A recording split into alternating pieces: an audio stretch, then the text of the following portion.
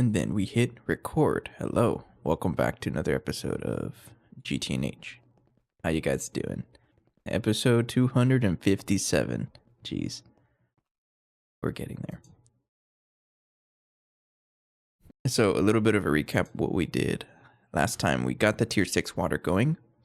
Pretty good solution that I appreciate the help from the audience. We were able to figure this out. It's actually kind of simple. It really is just a conduit and a input bus, one that's big enough to store all of the lenses. And then I can check the water.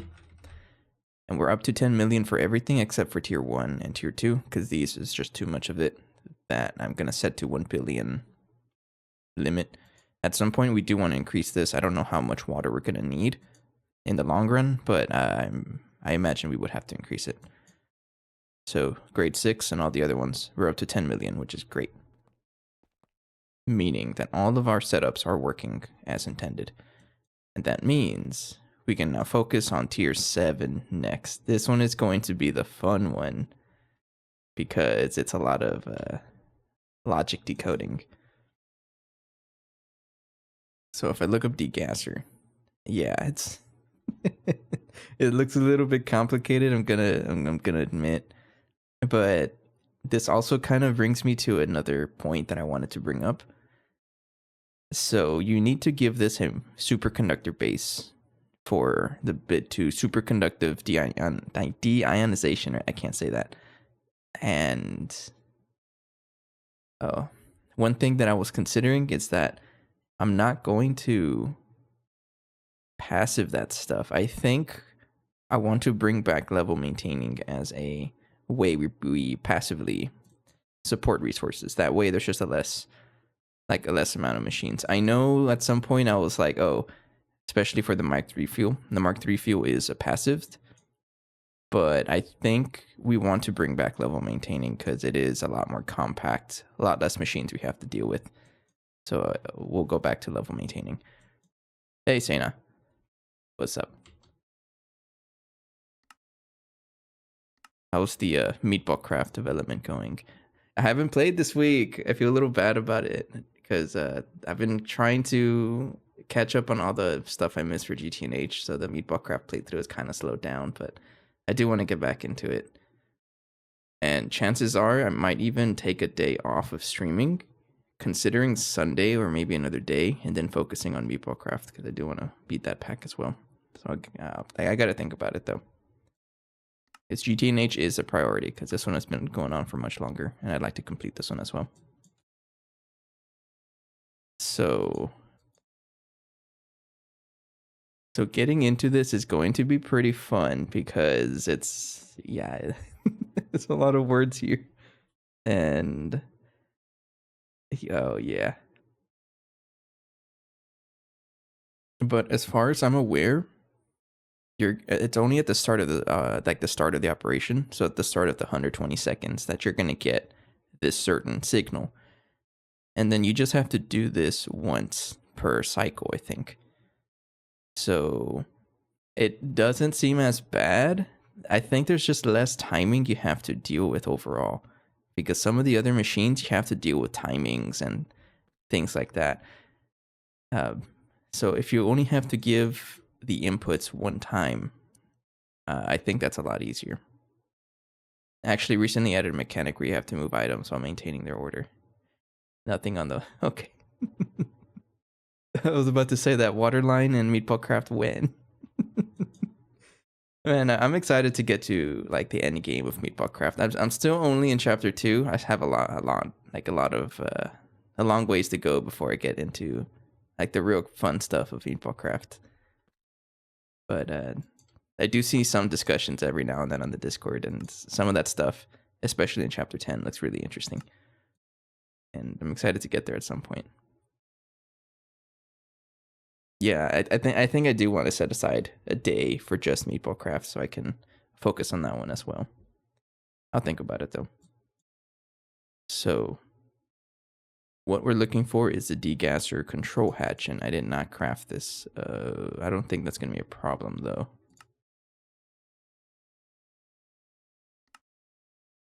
So we'll go ahead and craft this. And also another thing I did on off camera, I wanted to craft this wireless charger Mark 9 to like speed up the matter manipulated charging. Because pretty soon, once I get the crafting input buffer, I'm gonna start moving, or I'm gonna start expanding the base, and expanding this much of an area, we need a lot of power for this thing. So I was trying to get this, but then I realized that wait, I need quantum plates for this. And if I check the recipe for quantum plate, you need the molten quantum, which is UEV alloy blast melter. We do have UEV energy hatches. Actually, I can show you. There's one in my hand, and then I made 20 more, so I got 19 in total. But what I don't want to do anymore is have just this one guy. We only have a single blast melter, and I don't want to do this anymore. So I did craft the mega alloy blast melter off camera, plus all of the supporting blocks. So we have a lot of coils, all the glass, and everything needed to set this up. So once I do get into the quantum stuff, I'll set this up. I just wanted to mention that. And we also have space assembler crafted. Yeah. I'll set that up also once it's ready, or once the tier 7 water is good to go. Yeah, Gregtech is fun. It's fun. I am the kind of sicko that enjoys stuff like this, so we'll keep going with it.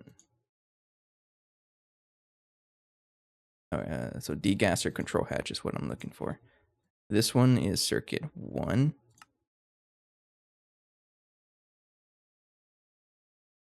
And I'm actually running out of patterns here. Uh-oh. We might be able to have enough until I get to the crafting input buffer, because this is our major goal for the pack right now, is crafting input buffer.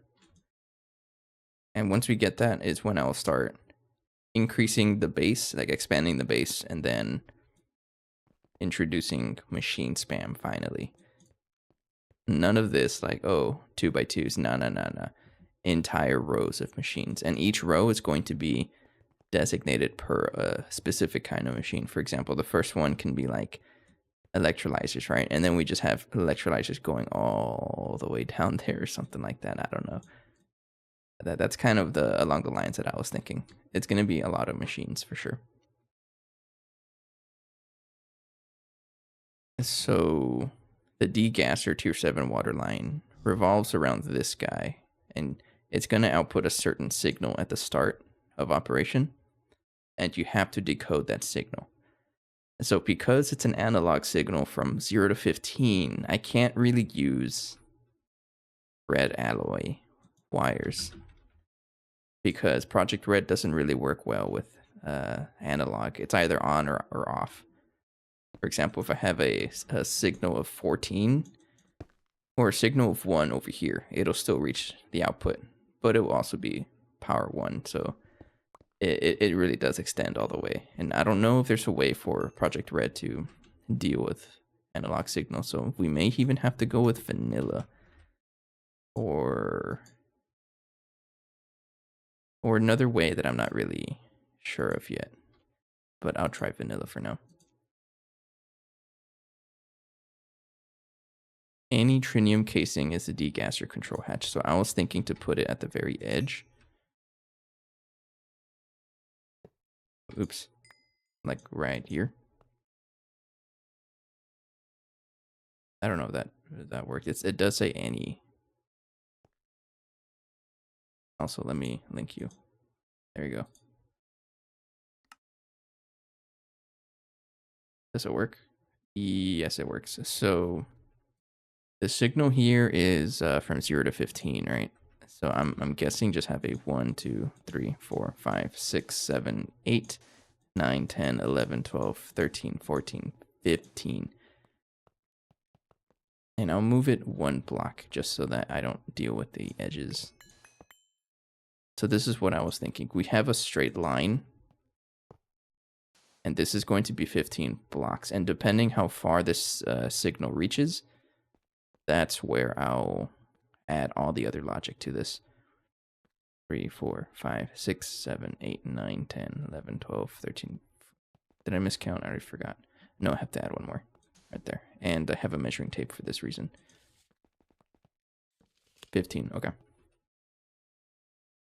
So for example, one of the last steps is if there's nothing there, then we have to give it supercoolant. And we may have to also give it the signal, like the activity detector, so that we actually push supercoolant there.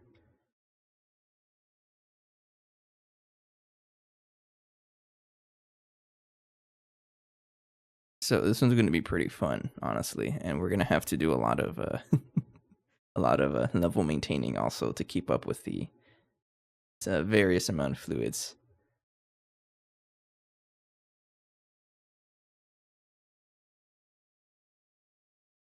Red alloy actually has decaying state, but it starts at 255. I did not know that, actually.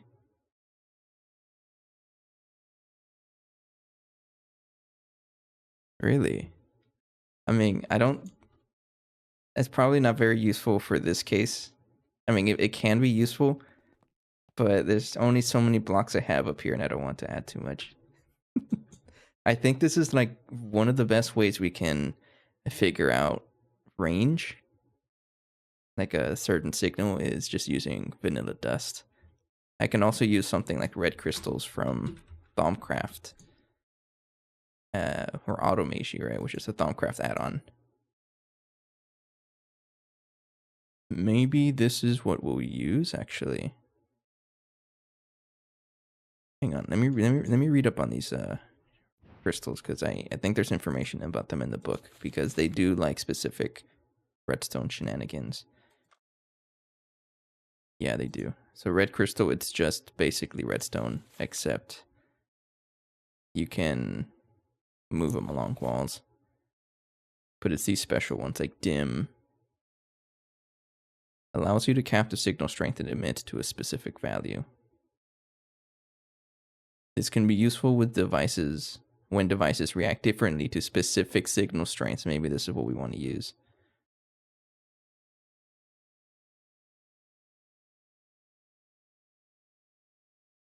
And then we have amplified. Outputs a full strength signal in a specific direction. Okay. And then we have, what is this? Resonating. I don't think I want that. Maybe this one. Preventing the signal from being passed on. Fortunately for you, its structure is magical and can be altered at your whim.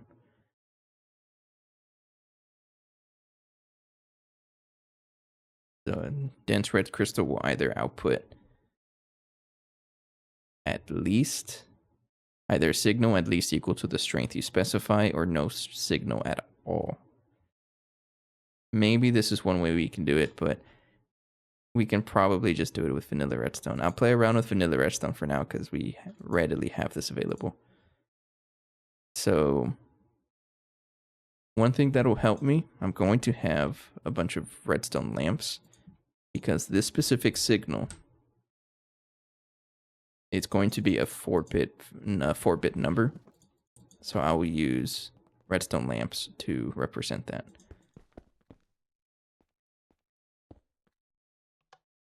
Oh, don't do that. How do I get it to not connect? Guess we just have to put them one block apart. So this is our 4-bit number that we have to decode, right? And then I have to figure out, okay, if bit 1 is enabled, for example, if bit, trying to think, numbers are read from right to left, right? So don't do that. So this is bit 1 enabled. And then, I mean, it really should be bit 0, right? That's okay. Denote the lowest bit as bit 1. Okay, so if I get bit 1, then you must insert an inert gas into the machine, right? So this means 1. And then if bit 1 is enabled, then you have to interpret bits 2 to 3 as a 2-bit number, which is these two. So there's extra logic here. If this one is on, then these over here tell you which specific gas to add. So one of the things we have to make sure is, do we have access to all of those gases? I think we can do everything with a space pump. We have neon, and everything here can be made with bees, so I might just set that up, honestly. Helium, yes, but we also... I can do this with maybe set up a space elevator for this. Honestly, I'm just going to do the space elevator thing. So what are the fluids that we need? Let's just keep track here. I need helium. I need all the noble gases, pretty much. Neon. We already have neon in the bees, so I don't have to worry about that. Krypton. That's another one I have to worry about. And xenon. Xenon, we already have that with bees as well. So if I check for krypton, krypton is the one that we don't really have, I don't think. We have 40 million, and I don't know why. Where is this coming from? I'm not going to complain about it. We have all of the fluids though. Okay. Come back to this. So we do have all the fluids at least. So I think a repeater here is where we'll come out. So this is going to be redstone 1. So if we reach here, then that tells me this is bit 1, and maybe I'll keep going with the other ones. So if bit 2 is active,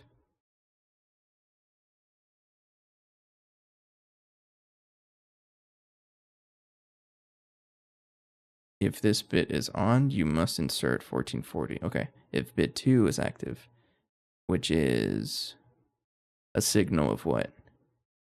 This is where this will tell me. If I have bit 2 active, this is going to be 0, 1, 2. Right? Should be, so this would be 1, 2. Let me double check. 1, 2, 3, 4, 5, 6, 7, 8, 9, 10, 11, 12, 13, 14, 15. Yes. So this one is bit 1. And then the other one is bit 3. And bit 3 is 0 to the, or 2 to the 3, right? I'm getting confused here. You should call it bit 0, not bit 1. I'm used to it being called bit 0 at the start. So bit 3 technically means 2 to the 2, which is 4. 1, 2, 3, 4. So this one is number 4. Put them in opposite sides. And then the last one is bit 4. If this bit is on, disregard all other bits and do not insert anything.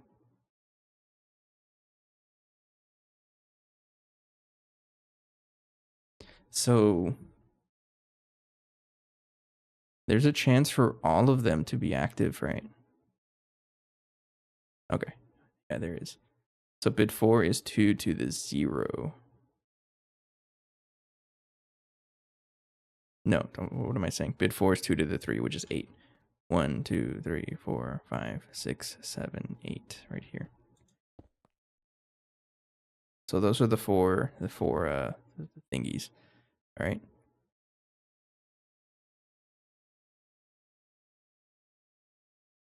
Hang on. It's just let me start over. It's just the fact that they have it set to start at bit 0, which is confusing me because I'm always used to this being bit 0. So this is 0, 1, 2, 3, right? So the first one is just 1, 0, and 1, right? Yeah, for sure. This one's there. And then if this one is on, this means it is either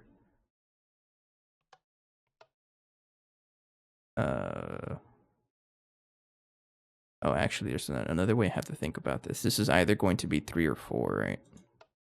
No, 0, 1, 2.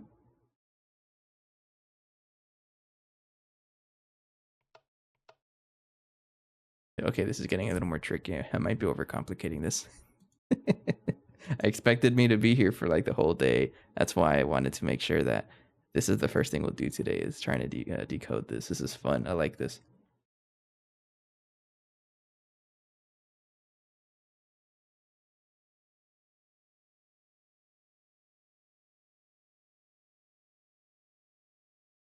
Is there really no way for Project Red to deal with specific ones? Actually, another thing would be Factory Manager. I've never really played with this.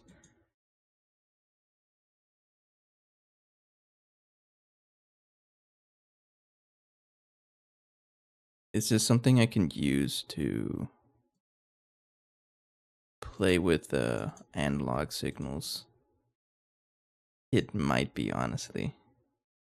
Create redstone liquid condition. Okay, hang on. Okay, hang on. I've never used this before. How do I get rid of this? Get out. Input false true. How do I delete this? Oh.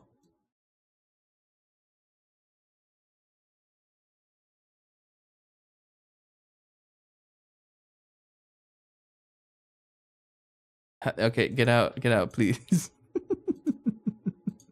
How do I get rid of this wire? Drop command here. Here's you know what? Just break it and start from scratch. Thank you. So maybe this is something I'll use. Learning how to use a little square in the top left of the window to drag to trash. Okay. This is a good opportunity for me to learn about Steve's Factory Manager, but I'm just curious if it can actually read analog signals, and then I can tell it what to do.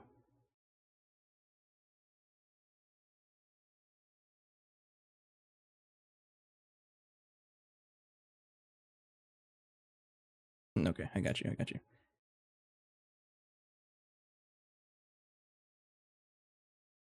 Output.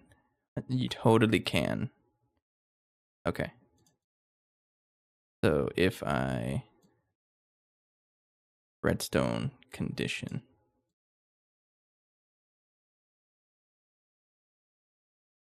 Okay, how to get rid of this wire? Now I know. Delete the whole thing. Oh no, it came back.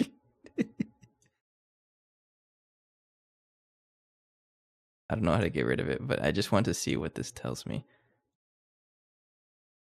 Select the strength range required for the redstone signal. Okay, you totally can.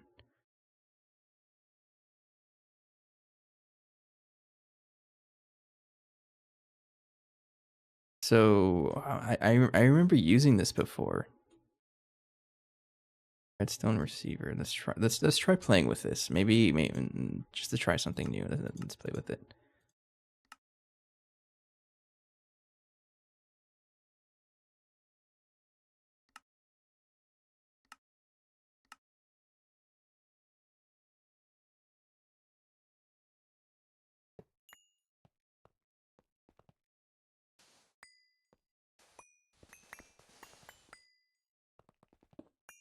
So like I imagine I would put the redstone receiver right there, right?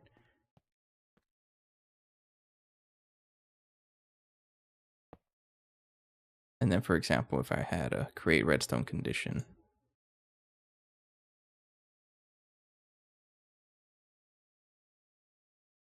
Redstone emitter, create liquid condition, create condition.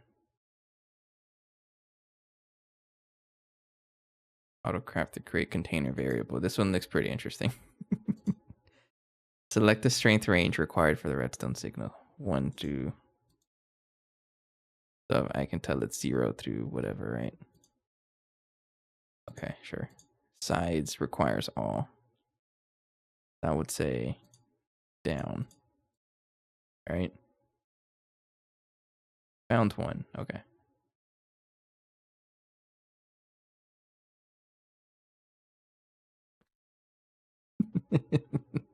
And I clearly don't know what I'm doing, but let me try something. If I have like a cable, I just need to understand how this works, like an inventory cable and a redstone emitter, right? Just so I can tell it, hey, actually output this specific redstone thing. I just want to see if I can actually do that with this. I haven't used this in so long. So let's say I have a cable right here, right? And then like a piece of redstone. Let's give it a lamp so I can better visualize this.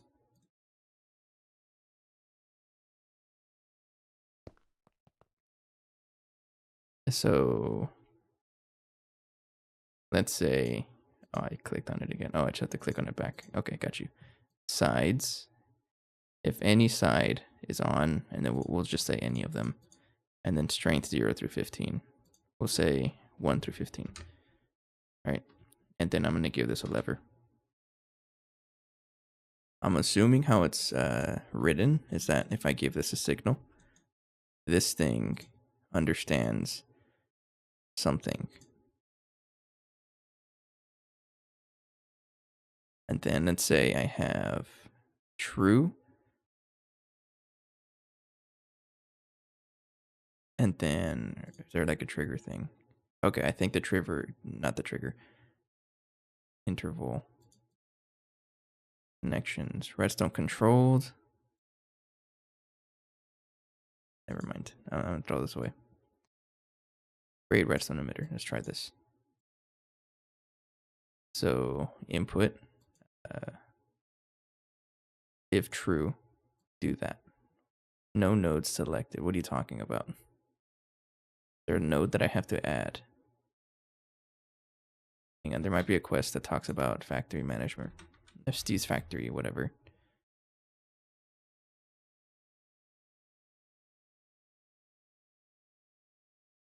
Right there.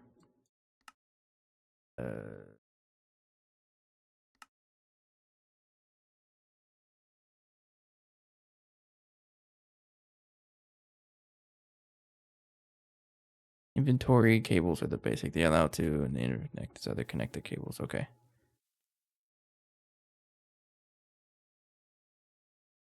Every script needs to start with a trigger block.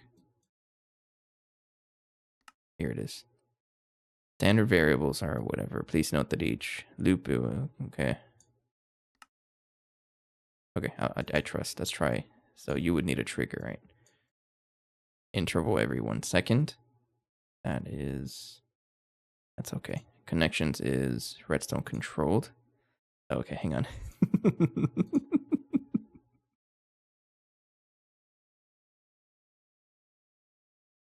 Right there. Okay, we'll try to do on high pulse, I think. The redstone receivers, there it is. Interval, redstone sides. Okay, so I don't think I need this one. Connections is redstone controlled, analog redstone, sure, redstone sides, interval. Okay, so I imagine if I do this here, and then I do want to do on high pulse. Okay, no receivers selected. There it is. Okay, got it. And no emitter selected. There's literally an emitter right there. Or maybe you don't connect because you're dumb. Oh, I broke it. Okay.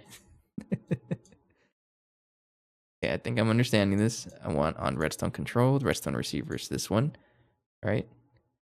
Redstone sides is anything. And I think that's pretty much it. And then, yes. And then we'll give this redstone condition. No. Emitter.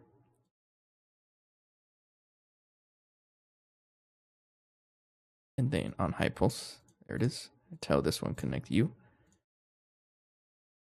And then output 15.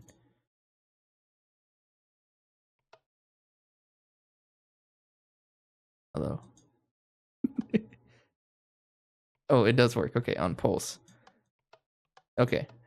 But then you need to actually turn the thing on. So let's try to do while high signal.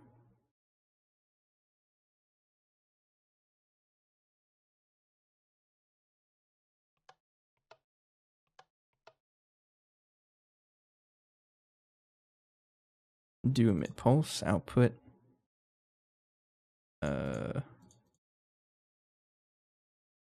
So how do I tell it to not do anything, like turn it off?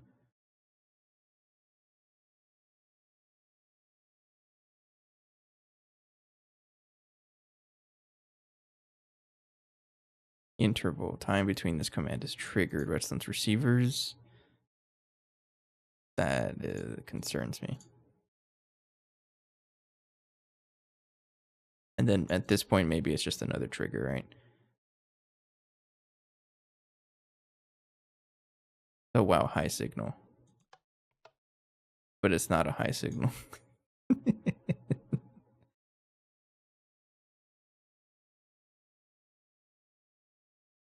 So maybe I have to do another trigger, right? On high pulse.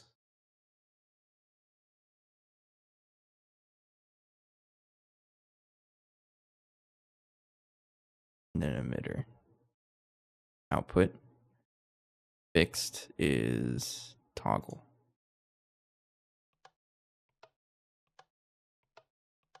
Okay, toggle is not what I want though. I want it to be output. Not fixed. I want it to be max.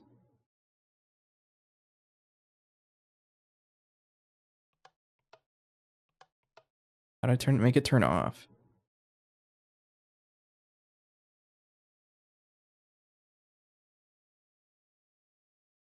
What if I make it do decrease? I want to see that. That's not working.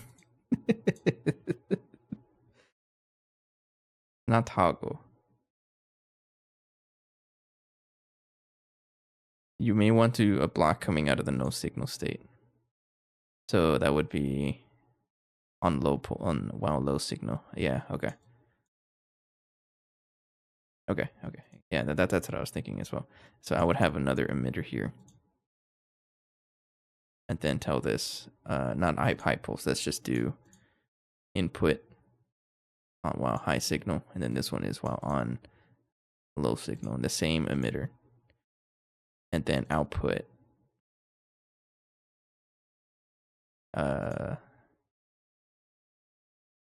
output 0. Right. And I think I have to fix this one as well. Fixed 15. Fixed, and then while low signal, while high signal. Thing broke.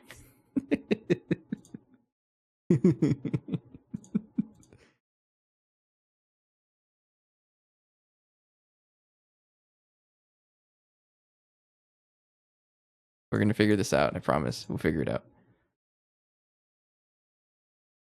You want a block coming out of the no signal state for the trigger to send a redstone signal of 0. So fixed 0, fixed 0. This is fixed 15 actually.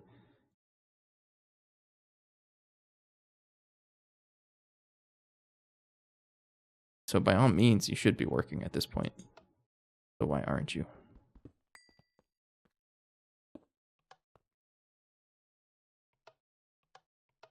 Let me take a drink here.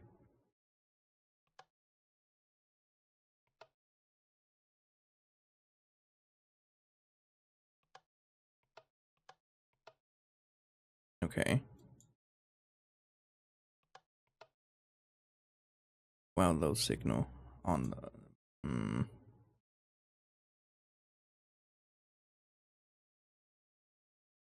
Oh, it does not like the adjacent block. That's funny.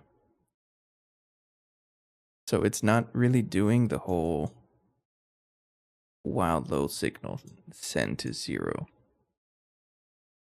What if I do minimum?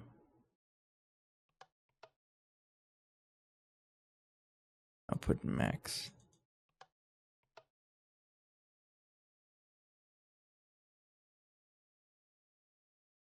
What does the output have to do with anything?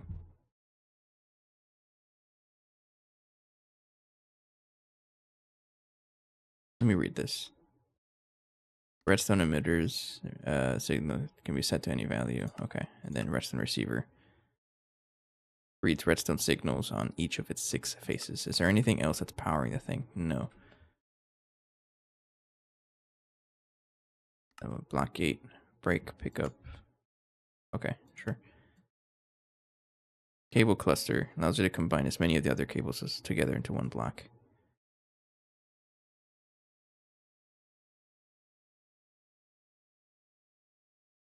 Cable cluster. Advanced cable cluster. Act as an inventory cable. Oh, sure. I don't know. Maybe it's because I have like this. It's not there correctly. So let's try again here. So we have a trigger. And I wanted to connect on redstone controlled and receive from that one. Right. And create redstone emitter.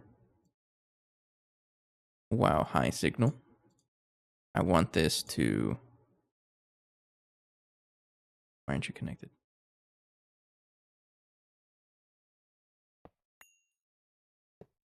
Maybe they're not part of the same network because I have it set up like that.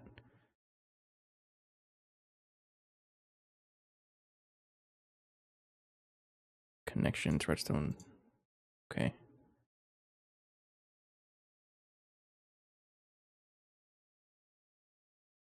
Oh, oops. I got too many of you, Joe. Yeah, there it is. That works. And then output max. We'll say fix actually. So while high signal do that, and then while low signal do this one, except you do 0.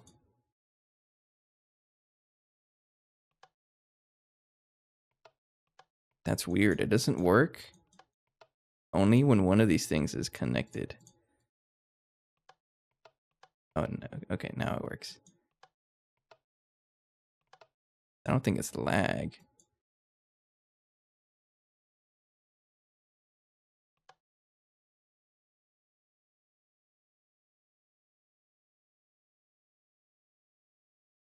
Trigger while low signal, and the trigger should be this one. So why aren't you working? What if I give it like a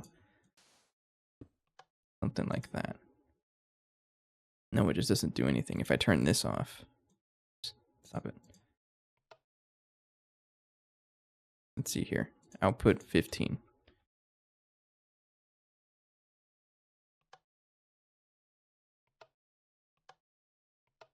Why is it doing the opposite of how I expect it to behave?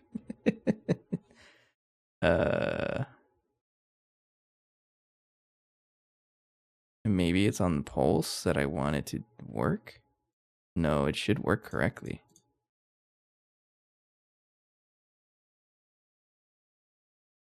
Select which blocks asides. Okay. What about you? Redstone receivers, redstone sides. If any, analog redstone. Select the strength range required for the redstone signal.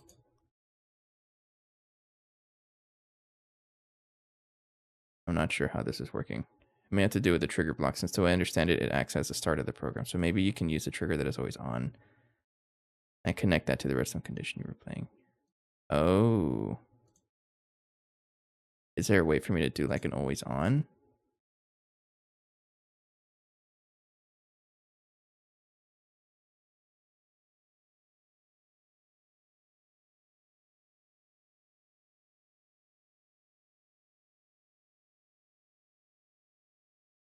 I'm going to trash this. So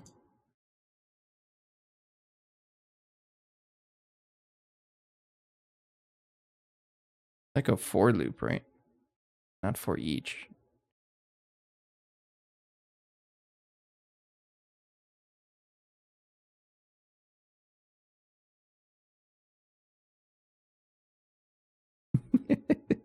Oh man, this is interesting. Sign updater, the basics, variables, standard variables. Okay, please note that for each loop. I understand variables at least. RF node, sign updater, cable camouflage.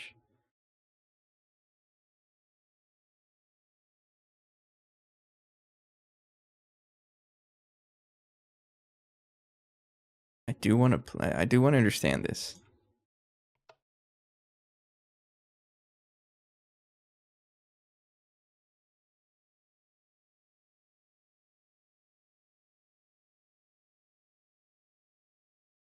So there's no help for this thing, right? Is there really no Steve's factory manager manual or whatever? That'd be pretty helpful. Does not look like it, no.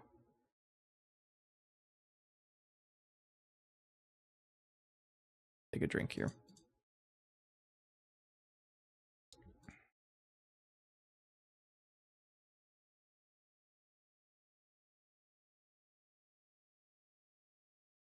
Redstone controlled, analog redstone. Select the strength range required for the redstone signals, 1 through 15.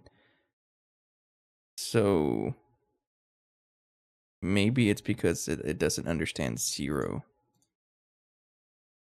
So it's any signal. I wanted to understand any signal. Let's try that. Wow, high? What do you mean? Redundant strength range. Well, that's the point. And then output, that one. Okay, so that's not quite what it is. Maybe if I have another emitter, but when it's redstone low.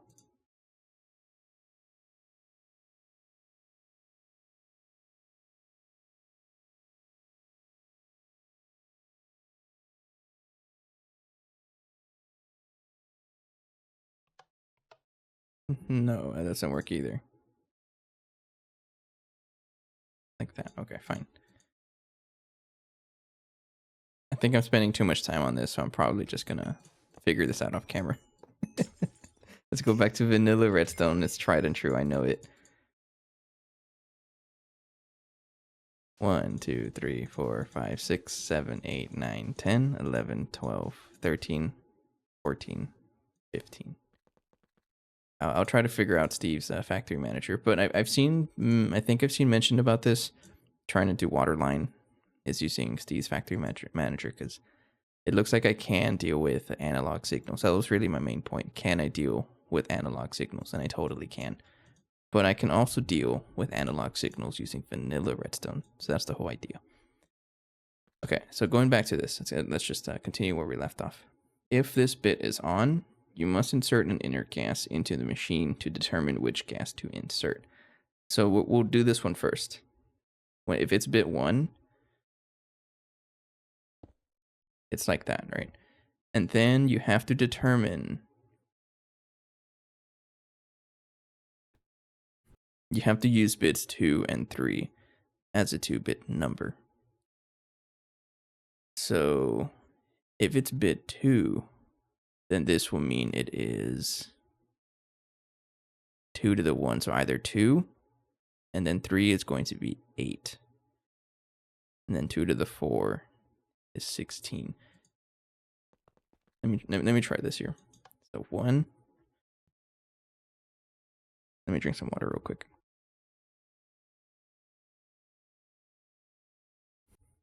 So this is 1. Right? This is 2. This is 4. This is 8. And then 9, 10, 11, 12, 13, 14, and then 15. So all of them on would be 15, right? Okay. You know what? I'm just going to open my calculator because Windows 10 has a programmer calculator and I'm used to this one. Yeah, I use this one. It's just the fact that like it's talking about the bits as in like 1 index and not 0 index. That's what I'm used to. Like, please tell me bit 0. It makes more sense for me. But because it's saying bit 1, it confuses me.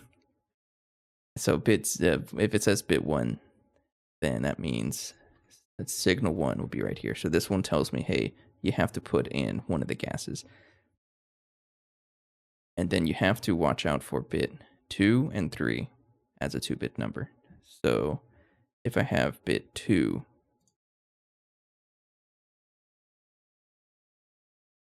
then it will either be circuit number 2, so 1, 2. So this one. And then if it's bit 2, right? Yeah, if it's bit 3, then it'll be a minimum 4, like that. So these are the 3 bits that it's looking for. Yeah. And this tells you if it's a, like, what kind of fluid to put. But then you also have to account for the internal window. Okay, this is pretty tricky, honestly. I keep going back into the factory manager thing, right? It looks like I may have to just put repeaters everywhere. Probably what I'm gonna end up doing, honestly. So for the noble gases, you do have to look at every single one of these things. Right, and maybe we'll just figure out the noble gases first, and then we'll start adding everything else to it. So if the bit 1 is on, then yes, you do want to start putting in all the other stuff. So, for example, I would have a tank. Let's just have a bunch of tanks all over the place. This one works fine. So I want to somehow control this tank over here. And then this tank over here. And then 1, 2, 1, 2, 1, 2, like that, 1, 2, like that. Just like this. So these are the 4 fluids we have to add. Now, what is a good way for me to move signals from there to there? It may just end up being, what do you call it? At this point, I may even just use a red alloy wire, right? And then separate everything with, like, what do you call it? Like strips. Maybe I'll do that. Yeah. Hang on, isn't there such a thing as a... Oh, no, don't do that. It's like bundled wire or something like that.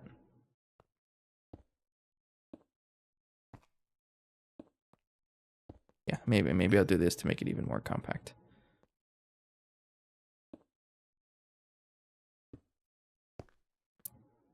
So if I were to give it like a certain signal, there's a potentiometer I can make from conic evolution, right? I like this one, so I'll make it.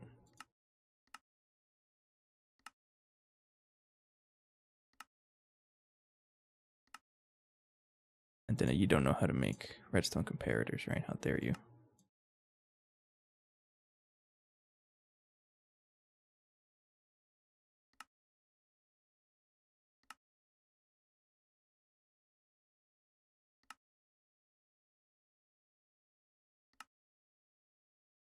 Okay, so this can help me like debug this thing. Okay. So doesn't look like it works. You can't connect wire like that, so you have to use a repeater maybe. But I can't connect repeaters like that. Okay, maybe I do that. Oops, ripping up the entire multi-block. Is this also part of? Yes, it is.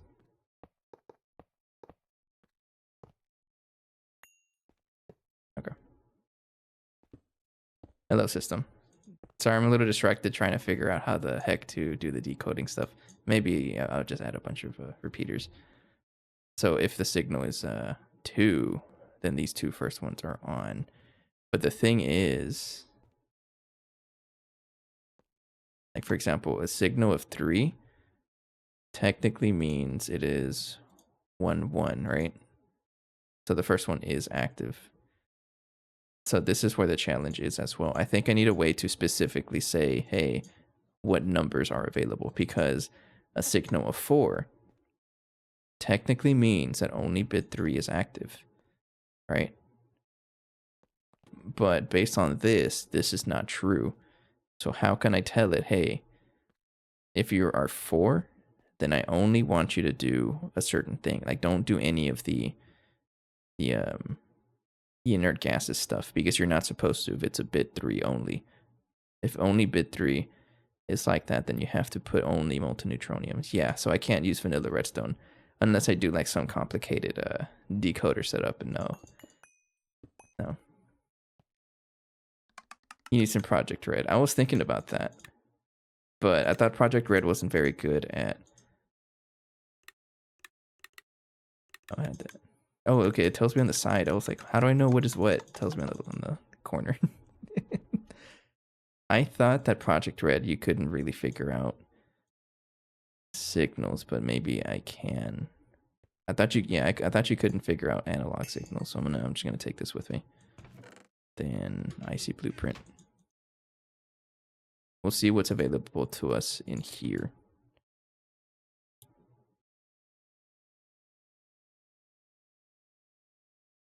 HJM 8 hours in Minion, so I can't troubleshoot things. That's also why I want to figure it out myself, because I know there's guides around there, but if I make it myself, then I can troubleshoot it myself.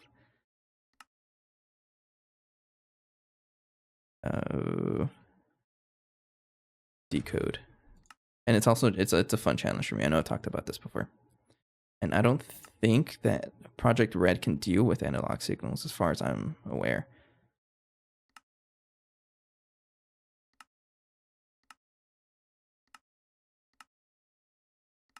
Former sequencer. Not a sequencer, that wouldn't work. Maybe state cells, but I don't really know what a state cell does. I think it just keeps a certain multiplexer.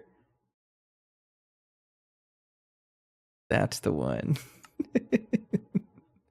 That's the one. But how the heck can I do that with like a certain amount of signals? Is there any other multiplexer that I can...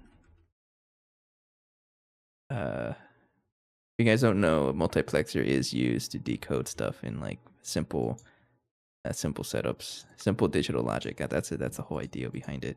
It's crazy because like the entire logic, everything you have to do with like anything like any computers, it all boils down to ones and zeros. It's funny.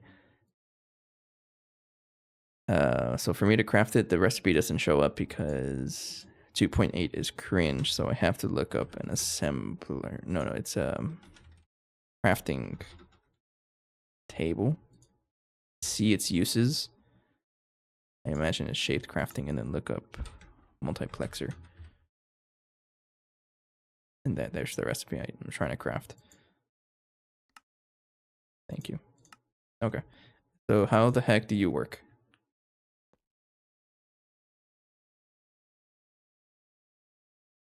No idea.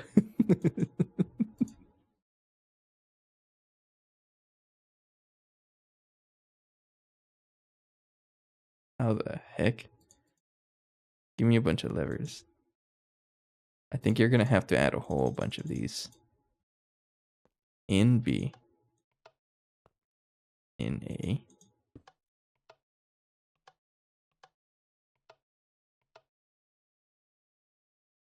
What? Swap.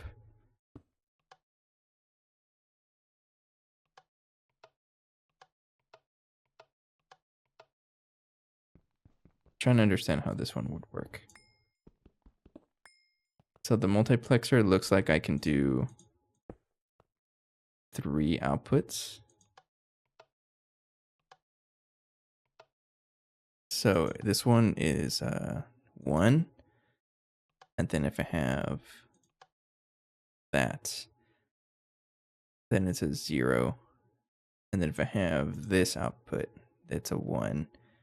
I have this one, it's also a 1. I don't really know. Let's see what else is available here. He also said that he used that in wireless. That's also a good point, because wireless connectors, and we get a frame box here. This is my new circuits testing ground.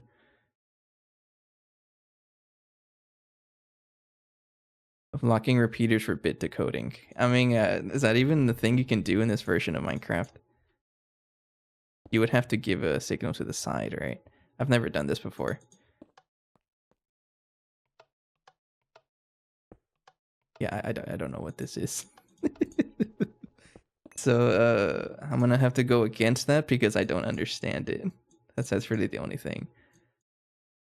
But the covers can also be useful. Let me see what the covers are doing. It's if I have a advanced redstone receiver, let's say external, right?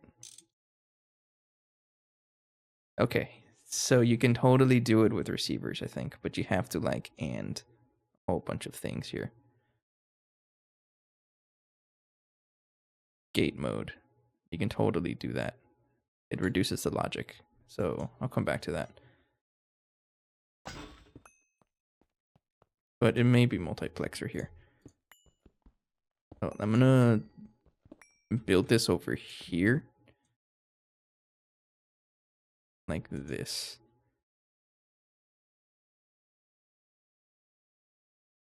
So if I have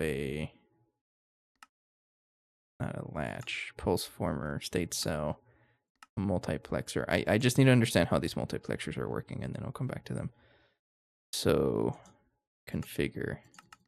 You can't really configure these things. I'm going to have like a lever over here and there and there. Not there. You have to be, that's the output. But I appreciate all funny thoughts because that's how you innovate things, right? So if these two are on, then do something. This one is on, don't do anything. But only if this one is on. So I'm trying to see, how can I understand this as a bit decoder? And then you can always just add more things to it and, you know, truly make a whole circuit out of this.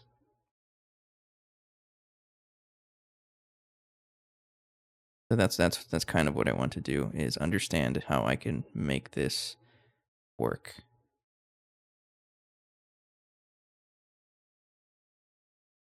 So if it's 1, then it works, right? But if it's a signal, okay, so I'm gonna say left to right, right to left. A signal of 1. The bus circuits carry 16 bits. What?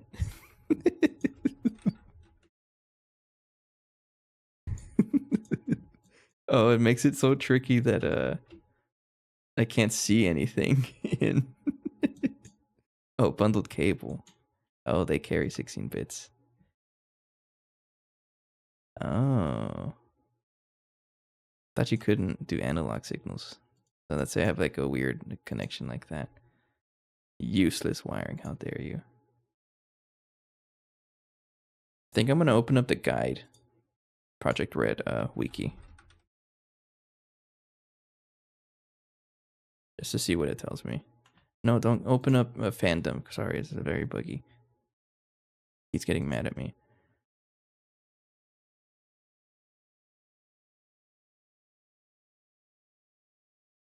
When coupled with insulated wires.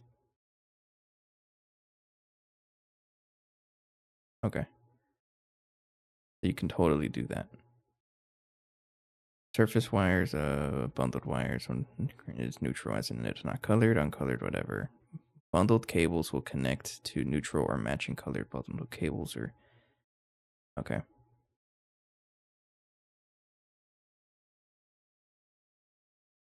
Any other color will remain unaffected. Okay, we're gonna have to do this then. I think this is how we do this one. So you may not even need a multiplexer. hang on. Where was I going with this? So if it's a signal of 1, turn that on. All right, and then if it's a signal of 2, turn that off. If it's a signal of 3, which is both, then it's technically that one, and don't do anything. Okay. Or a signal of 3 would be all of them on. So that would be on. And then a signal of 4, we would have to connect more of them. Okay, so this is how I'm thinking. I have a calculator open to my left monitor.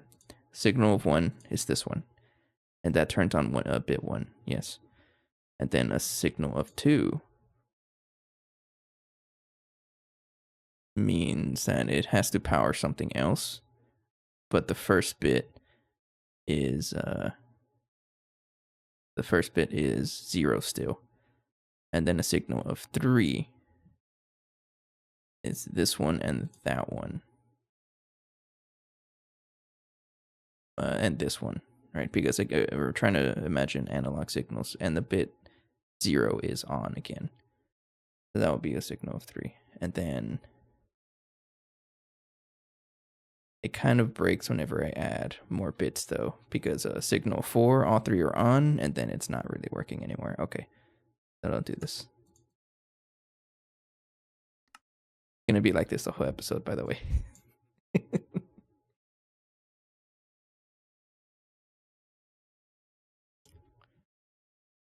Let's try to craft a couple of those bundled cables, see what they're doing. Because I feel like we're gonna need them.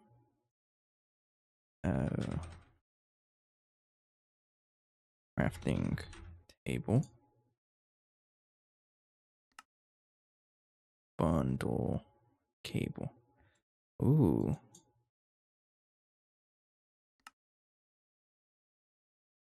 Bus input panel. What is all of this stuff here? This thing's very laggy. That's the one I want to make. How about Steve's factory manager? You guys know how to work this because I tried playing around with it a little earlier and I couldn't figure it out. What's a bus input panel? I'm gonna look this up also. Bus input panel. Project red. Bundled logic gate with 1 input and 1 output. It has 16 individual colored buttons that can be clicked on to okay, never mind. I'll do that. I'm gonna stick with bundled cables here. Oh, I can totally just craft them, make a bunch. Thank you.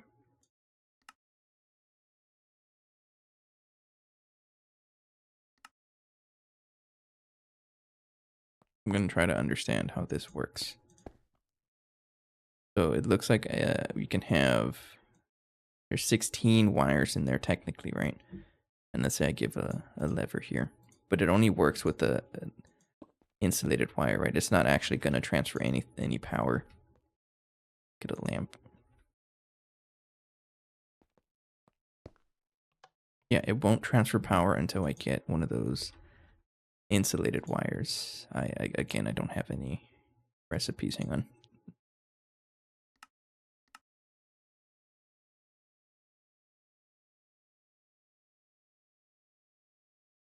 How do I do this again? Okay. And then I can always just change the colors like that. Okay.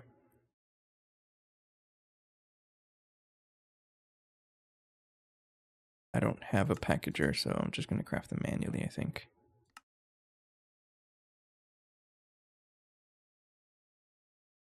Can I use silicone rubber?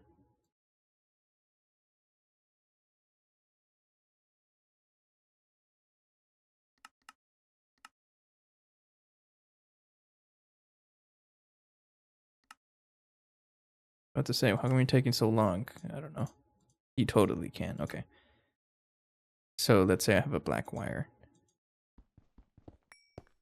That's how you connect it, and then that's how I power this stuff, right?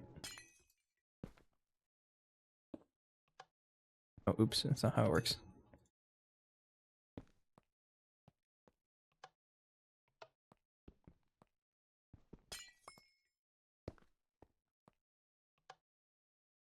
No? How do I connect you to there? Thought that's how it worked. Maybe it's like that.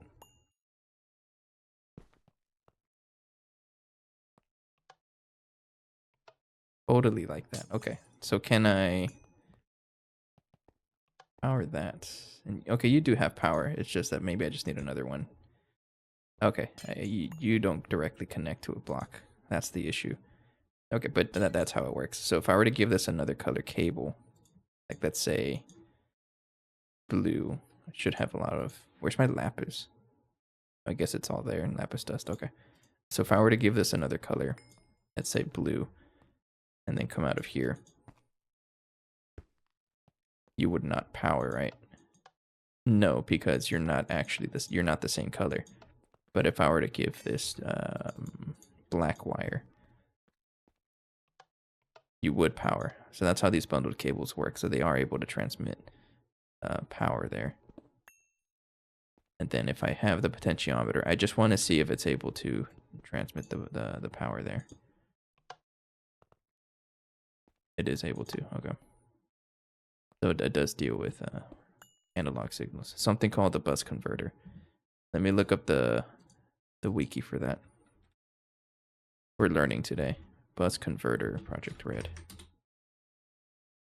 This is great because I'm learning so much about a bus converter here. Primarily used to convert analog to and from their corresponding digital signals. Oh.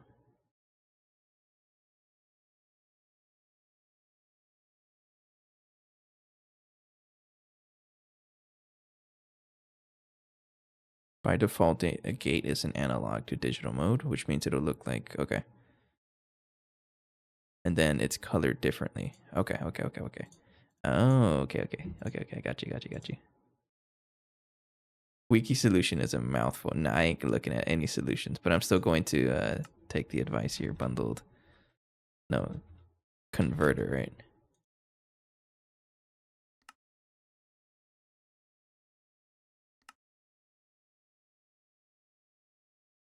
Bus converter.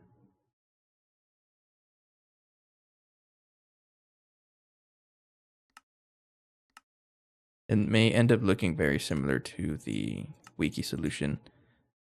Haven't seen it though. I need to make silicon chips and then bundle plates like that. Okay. So this is a forming press. Forming press blank. There you go. And then you are a blank assembler.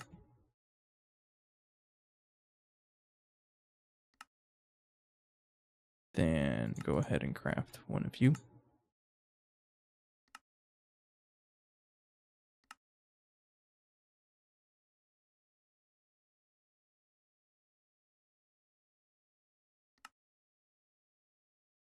Oops, it was supposed to be infused silicon, which is a laser engraver.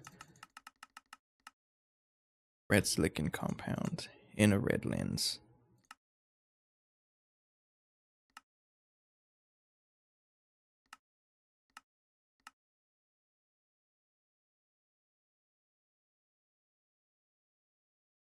There you go. Try doing that now. Oh, hang on.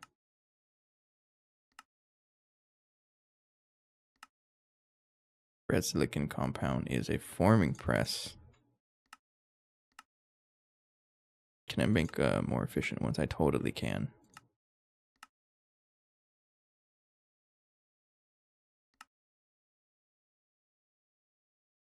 Forming press blank.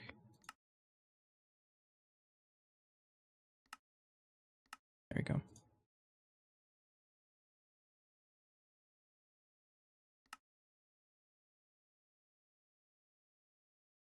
You shouldn't take this long to craft.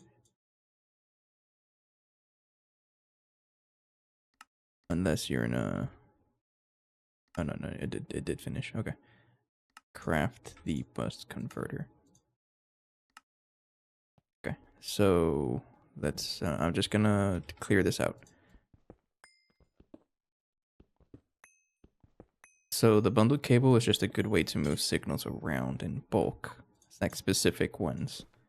I think that's the whole idea, right? So by default, it's doing something. What does the wiki say? By default, the gate is an analog to digital mode. That's what I'm looking for, which means it will look at the current level of analog signal at its analog input and output the corresponding and in the front of the gate. When the analog input is non-zero, the two running outputs are enabled as well. Note that when there's a zero, the color white will be enabled.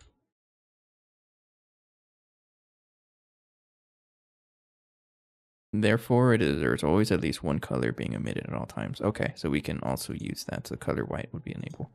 So let's say there's like a color over here, and then we have a bunch of things. I don't really know how to tell which one is which. Okay, so right now there is bundled cable moves 16 bits. Okay. So I can connect that to the output of this man. All right. And then from there, we determine like, okay, start connecting everything else. Okay. That's pretty interesting though. I like that. So maybe I'll just do that right now, actually.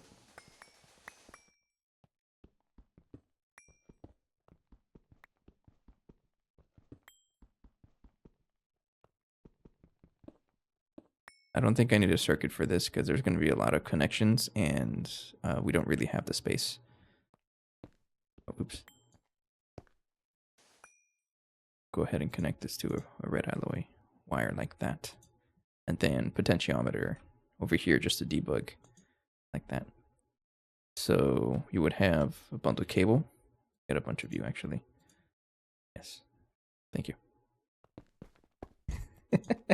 Man, you can't just say that I'm getting hungry already. You can't just say that and not share. So how do I know which signal is being output?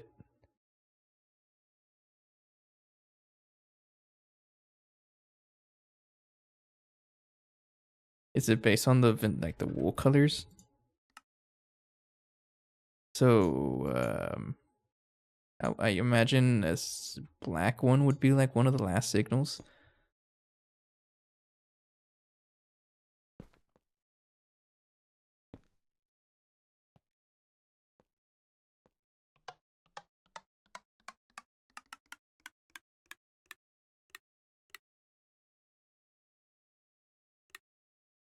Yes, yes. Okay, if I look up wools, there it is. I think this tells me all of the different signals that I can use. So I would imagine the red one is circa number 14, right? Let's try that. I'm curious. So insulated wire.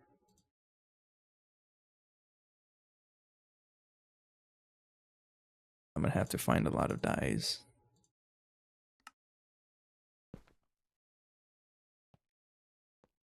Power 15 because it's at 14 and now there's no power. And this one's at 15. And if I do this, it's at 13, so neither of them are on. Okay, I'm gonna assume that it's based on the vanilla wool system.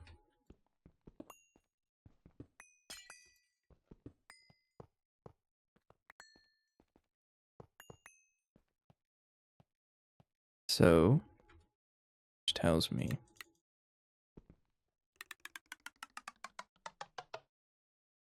so at the beginning it's 1, but if it's at circuit 1, which tells me bit 1 is on. So it's basically every other one I'm gonna want to put the gas, right? So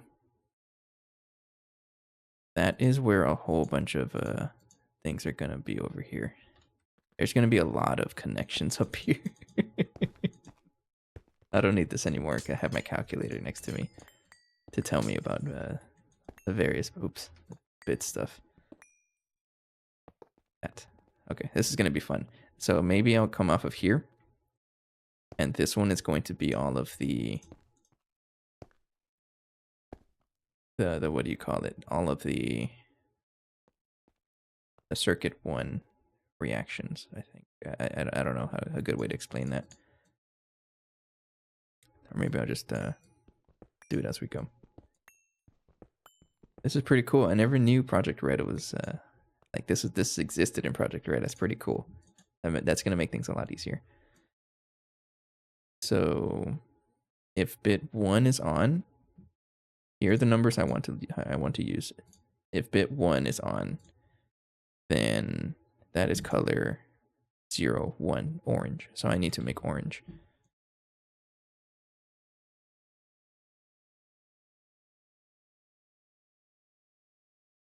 We'll make a couple of each one.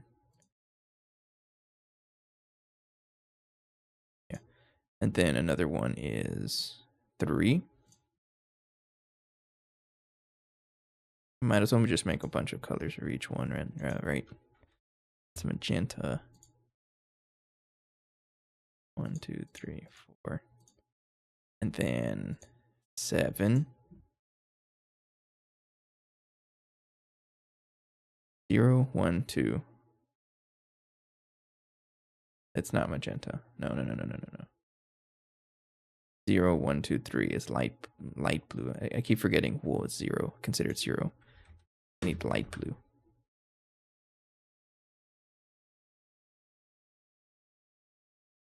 And then number 7. It's basically all the odd numbers. So 0, 1, 2, 3, 4, 5, 6, 7. So gray. Or you're adding 2 for each one, actually. Gray. 1, 2, 3, 4. And then the last one is 15. 15 is black.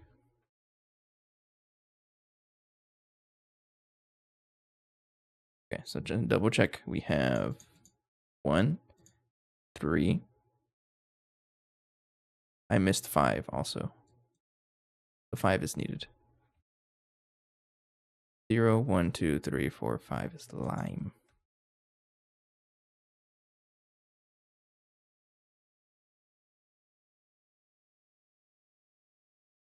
You need soapstone for that. And also, I don't need the last one because it only looks at bit 2 and 3, so I don't actually need 9 or 11. Okay, so I'm only looking for 1, 3, 5, and 7. So 1, 3, 5, and 7. I don't need black.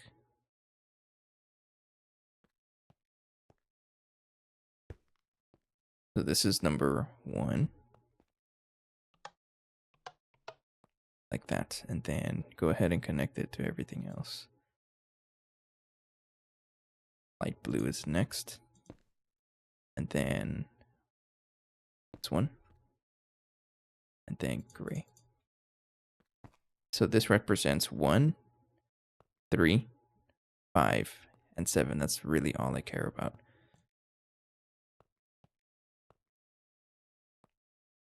Because if bit 1 is active, which is this one, or if any of these are active, we can actually just connect them all to an OR gate. If any of these are active, then this tells me that, hey, bit 1 is on. Yeah. So we OR gate all of this stuff. An OR gate is also known as a simple straight line.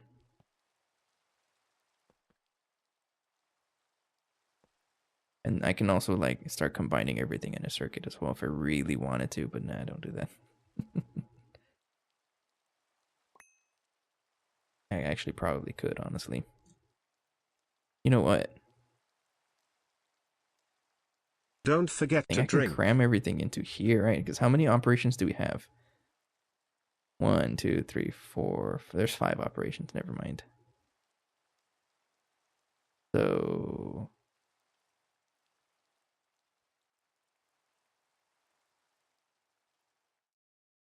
I think I will do circuits, circuit shenanigans here. This will be fun. Let's do it.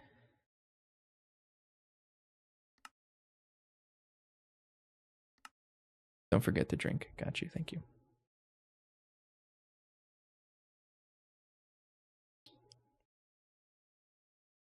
Thanks, Eileen. So is there like an input here? Bundled cable. Can I do this? I can't do that there. There's such a thing as a...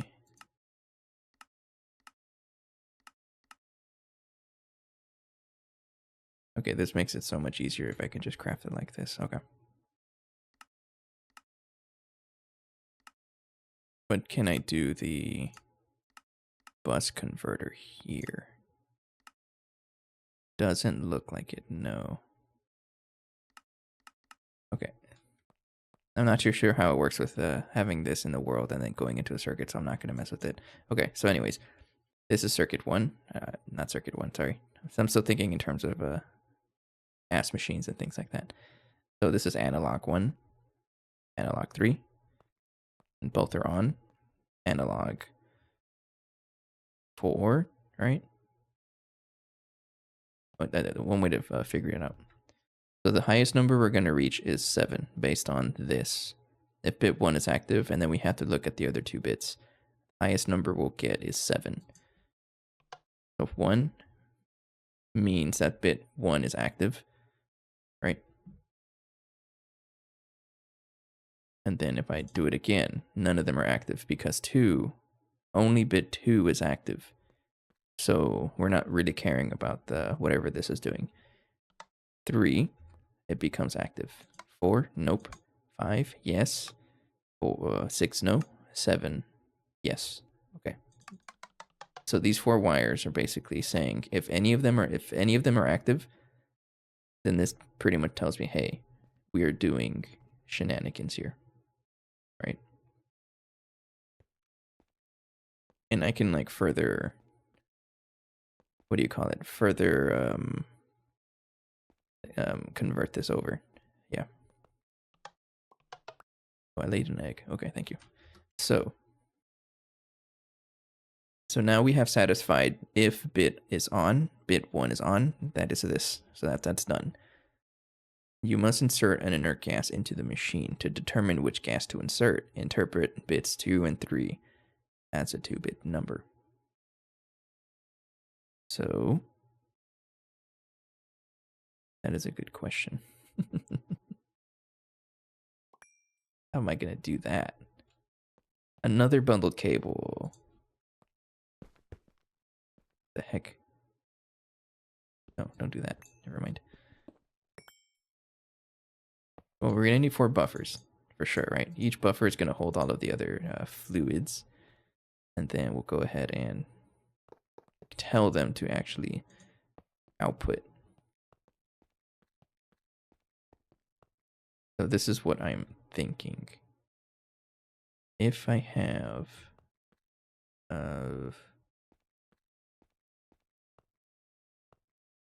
I gotta admit, this is really fun.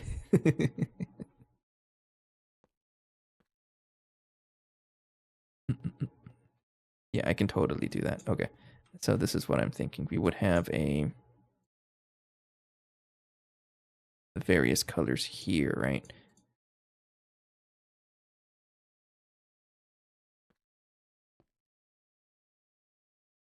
I think at this point I want to start using this. I wanted to cram everything into a circuit. It makes so much sense. So we'll figure that out. Like, how am I going to do that and just cram it into a signal or to one of these ICs? That'll be fun. I think what I have to do is analog I/O.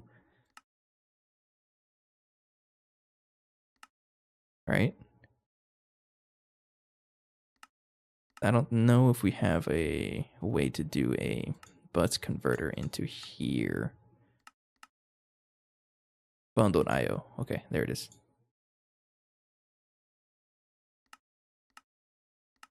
Input frequency is...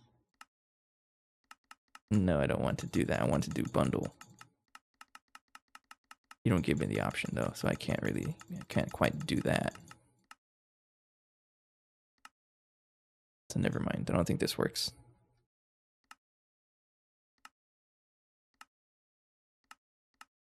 What if I do analog I/O?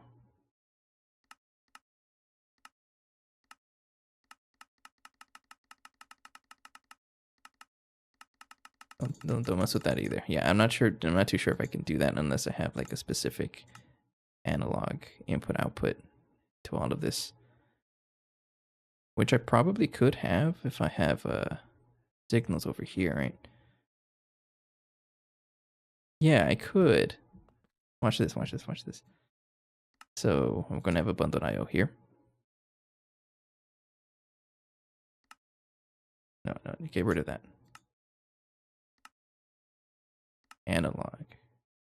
Bundled IO, yes. So I want this one to be lime.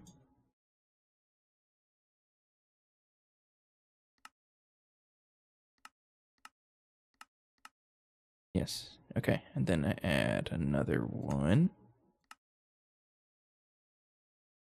And I want this one to be the one on the right, which is, what is that? Blue. Light blue.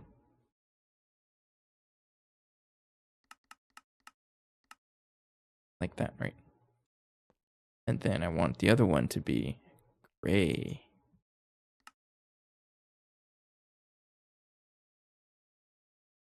No, bundled IO. Oh, come on. Make me delete it. How dare you?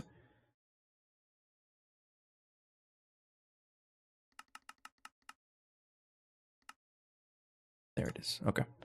So I would put those right here.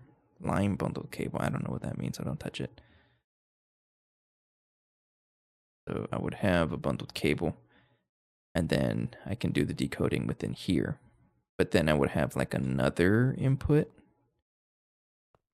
at the output. And this one would be like an actual hardwired one with this one like this. Yeah. Hang on. This is a little complicated. I think I'm overthinking about it.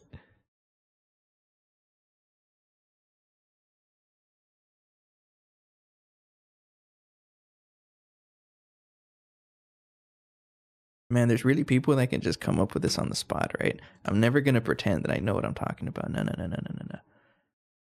It's very complicated, yes. Okay. As long as I'm justified, I'm not the only person that's thinking that, then I'll be okay. We'll figure it out, though. By the end of the day, I'll do this. And I think if I can get the first one, the others are a little more simple. It's just that this one involves 3 bits, the inert gases. All the other ones, it's relatively simple. It's just 1 bit. Just this one. So I think I have to do this whole thing like twice.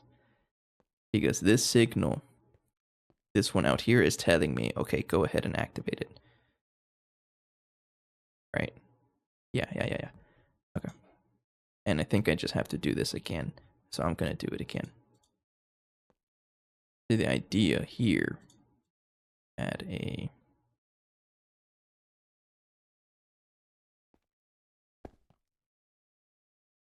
this.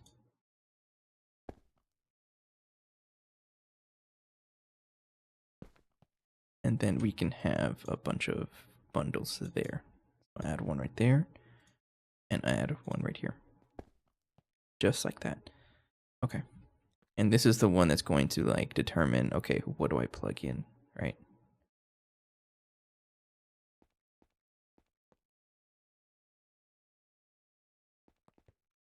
Actually.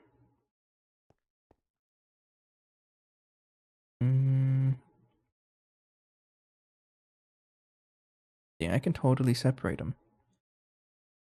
But I am going to split it up with IC, I think. So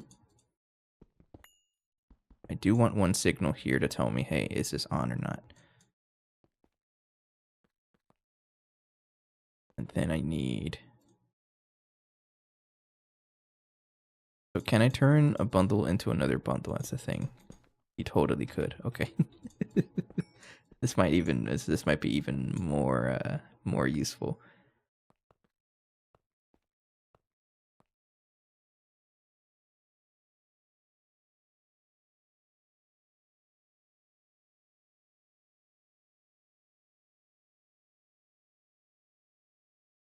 Okay, I think I will do the logic in here. So this first IC,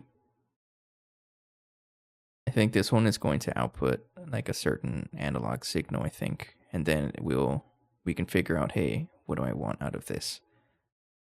Right? Yeah, I think that's what's going to happen. So I technically don't need this one. Hang on, we only have 2 bits. And there's 3 numbers that we have to think about, right? So open up my calculator again. So here are the numbers I have to think about. Number 3,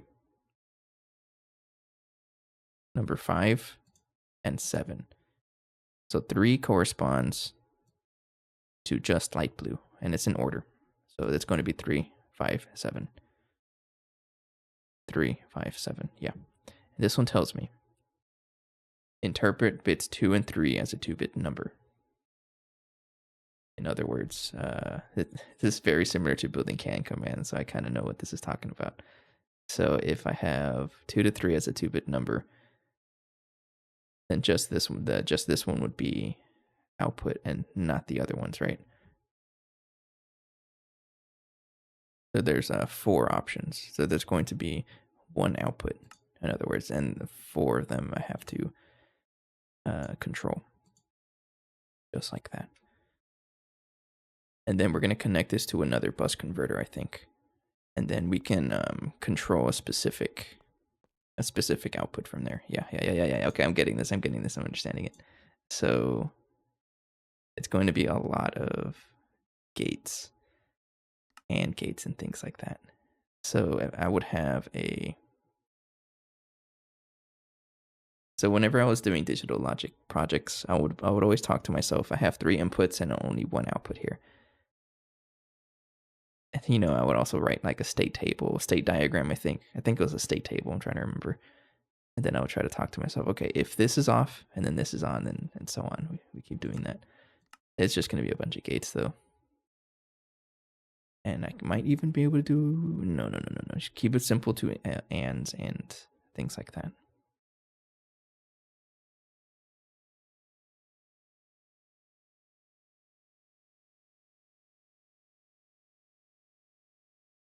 Actually, I'm trying to think here.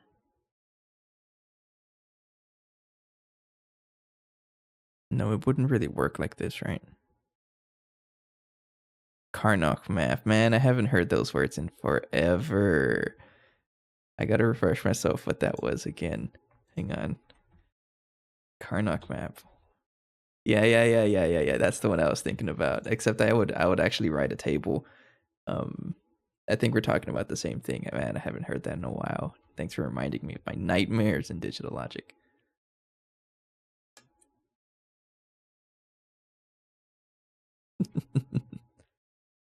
But do I really need to?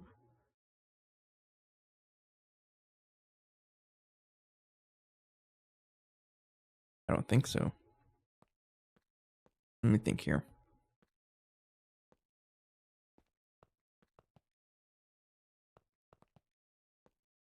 So, trying to think how to deal with this. We need this signal for sure. This signal is the one that tells us, hey, bit 1 is active. But these other 3 are the ones that are going to control. No, I just copied over the wiki solution, but I need to swap over to open computers because it's jittery. Okay. No. We're going to stick to this. I don't want to use open computers. I'm going to break this. One thing at a time. The wiki solution is just it works most of the time. It seems like that's the case for a lot of the things they put on there. Like it works sometimes, but you know what? If it ain't 99%, it works 100% of the time. No. What's the saying? It works 100% of the time, 90% of the time. Yeah.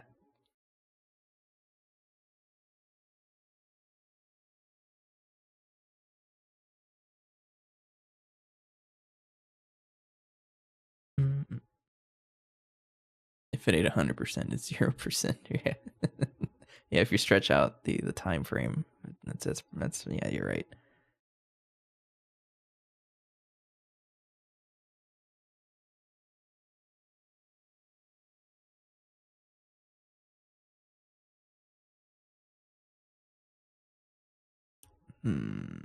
Thinking here. So it's 0, meaning just 3, then activate that one, and that's it. If it's 1, activate the other one. Okay, so 2 of them are easy actually. So if it's 0, so if none of them are on, then you would just power the helium one, right?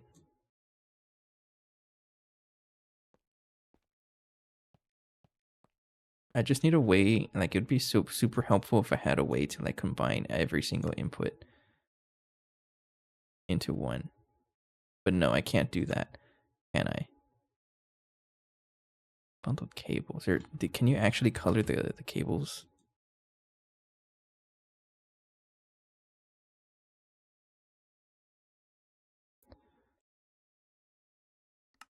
Yeah, you can, but what does this do? Basically what I'm thinking, I want to be able to convert this, but if I can have a way to just send the bundled cable into here, that make my life so much easier. I would have a lot of like different signals all over the place in that case.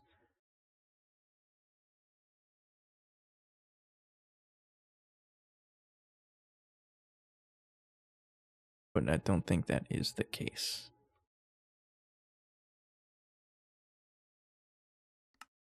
Analog I/O. The thing is that once it deals with the bundled cable, it sends everything into 15, so I can't quite do that.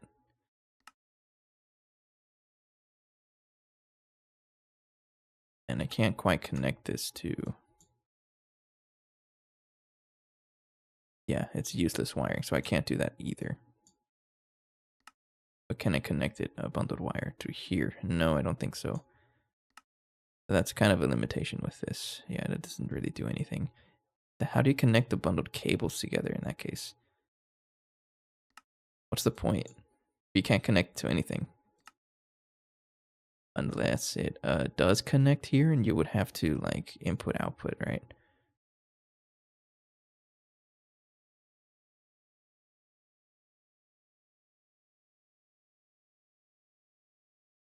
Yeah.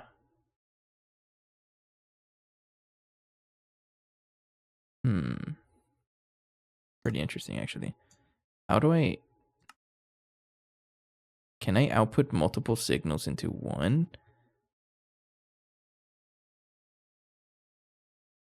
If I put another thing here, how does this work?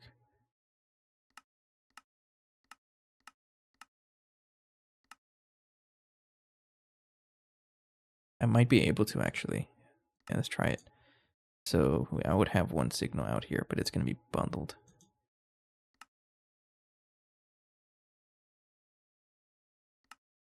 So I would have 4 different bundles of wires, I think.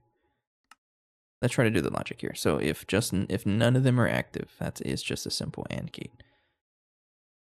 Or if none of them are active, yeah. That is a NAND gate, right?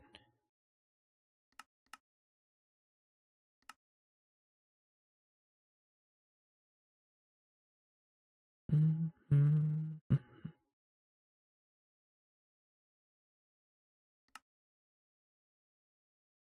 Bundled I/O, that is light blue.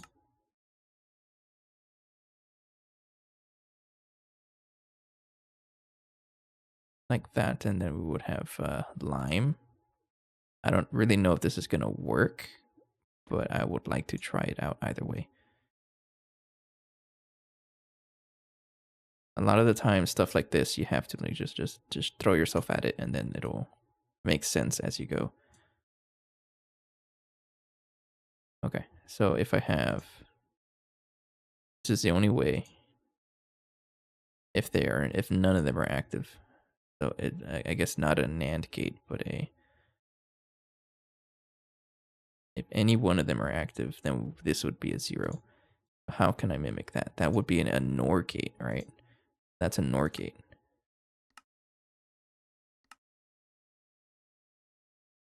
Or X, I think it's a NOR gate. We can always just play around with it until it works. So right now we have, this is on, right? Yeah. Turn it off. That.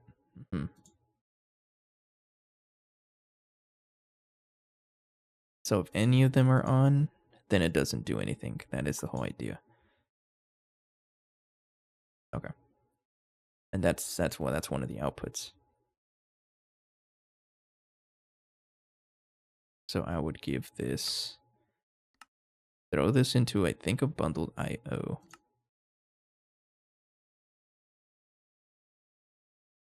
And we'll call this a different color, like orange. We'll say orange.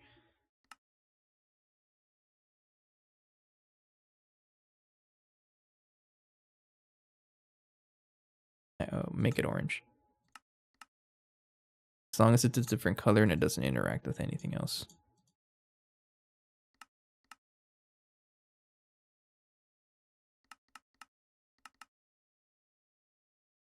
Yeah, okay.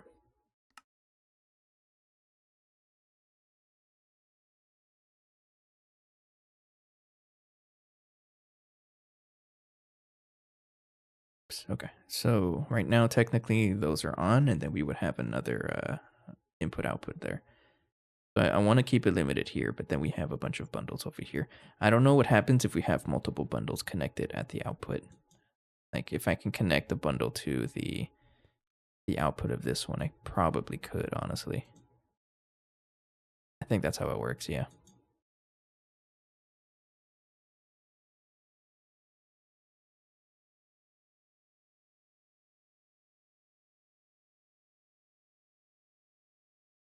Actually, one way to find out. Let's try this out. I'm going to, yeah, let's just erase everything here and start from scratch. I want to see something. We might be able to do input output with something like this. So let's say I have a bundled cable. No, it has to be a bundled input output like that, and we'll call this orange just for debugging. And then we will output a orange as well, like that. And then we'll just give this an insulated wire of orange. Just something simple like this, right? Just a simple wire. Let me make sure that I have it set up correctly. So input, this one will be output like that. Then try to print this. I think I have the thing in my storage, the creative IC mode, and then we're going to crash every time I place this down because that's just how it works. So let's say I have you right there. It totally does work. Okay. So circuit of 1. If I were to connect this to an insulated wire, oops. Not how it works, right? No? Why don't you connect? Excuse me. Did I build it wrong or something? Hang on. Why don't you connect? Bundled IO? Frequency orange. Output. Output, yes. Well, I'm just gonna see what happens here. They don't connect. Or is it placed backwards? Oh, no, hang on. Maybe you just need to have a bundle. Yeah. Okay, that's what it was. There we go. And then a lamp. So I would imagine, because this is just a straight line, it will turn on. Okay, so that's how it works. Okay, that makes things so much easier. Oh, we're learning. It also didn't crash, which is great. Which pretty much means I can condense, I can totally condense the entire circuit and just cram it into a just a single bundle. Or IC gate. I can totally do that. But I'm going to separate it and have like bit 1 as its own, bit 2 as its own, bit 3 as its own, and so on, because otherwise it'd be a little confusing. Okay, yeah, let's do that. Okay, so the first thing I want to do is have a bundled IO of each color. So 1 in the corner, like that. And then like that. 3. There's going to be 4 of them, but maybe I can separate them a little more. Let's do that. Make it spread out. So there's 4 colors we have to work with. That's it.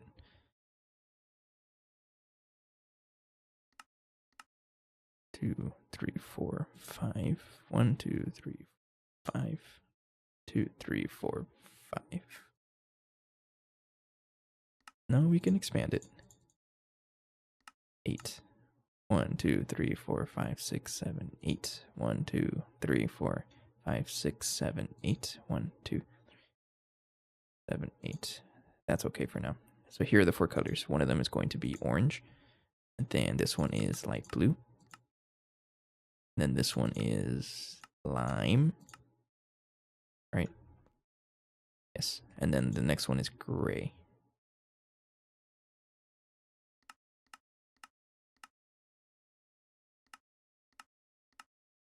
Just like that. Okay.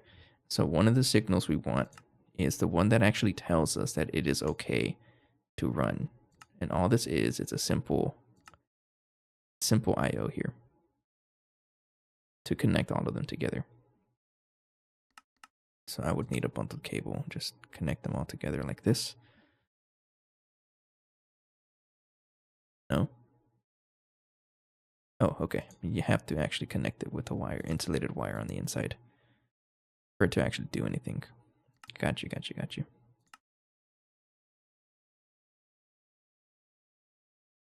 So I would have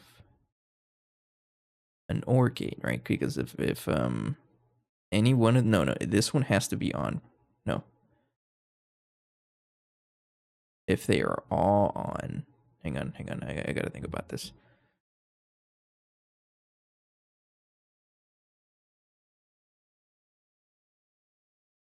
Okay, if these are on, and this one must be on. Otherwise, it's not really working. No, actually. No. I have it correct. If any of them are on, because that's how we get our odd numbers. Yeah. So it's an OR gate. Okay. Which is just a simple wire.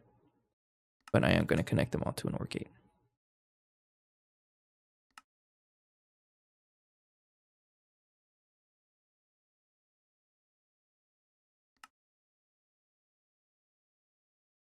Let's have the bundled cable first.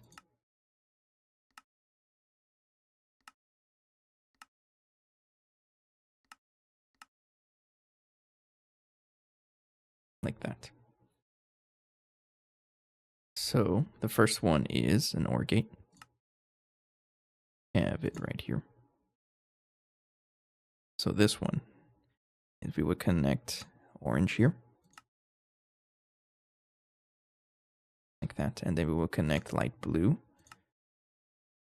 Just like that. And then we would connect lime. And then we also want another OR gate.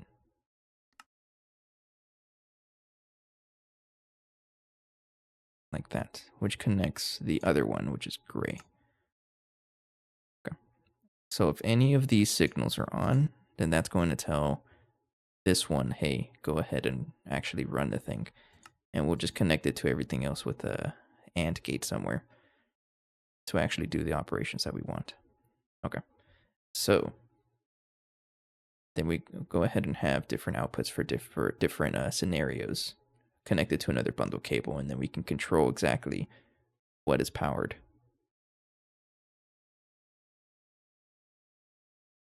I think that's best.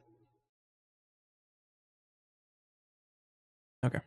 So this little bundle here tells us, hey, this is an odd number. So go ahead and output an inert gas. So here's the first one. If we have a signal of 3,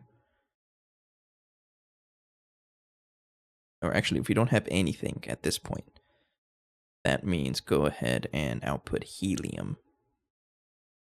So we would have a NOR gate. So a NOR gate, where is it? Yeah, this one. So if I'll go ahead and put it right here. Yeah, I'll put it right here. So if none of them are on, then go ahead and output a certain signal. So we connect here like that, and then the lime one is like right here.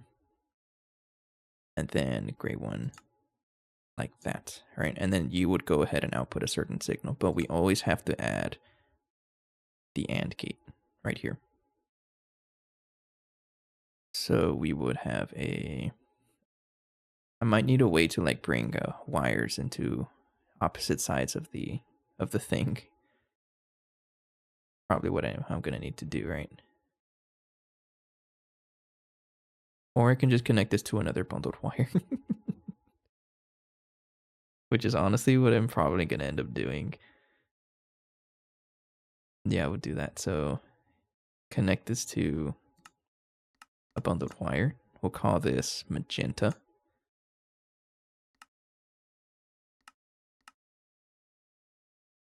And then you would have a bundled wire.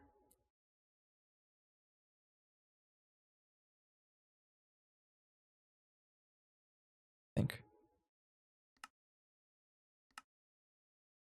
Oh, we'll do one step at a time before I go a little crazy with this. Okay, so both of these have to be on for me to actually output signal. So configure this one like that.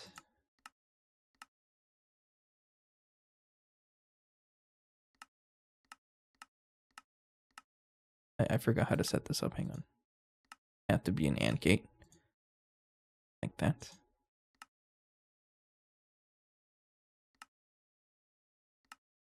Like this, right? Yes. And then connect this to a wire. Like that. Oh, no, don't do that. Insulated cable it is. Magenta is going to be our signal here. There it is. Okay.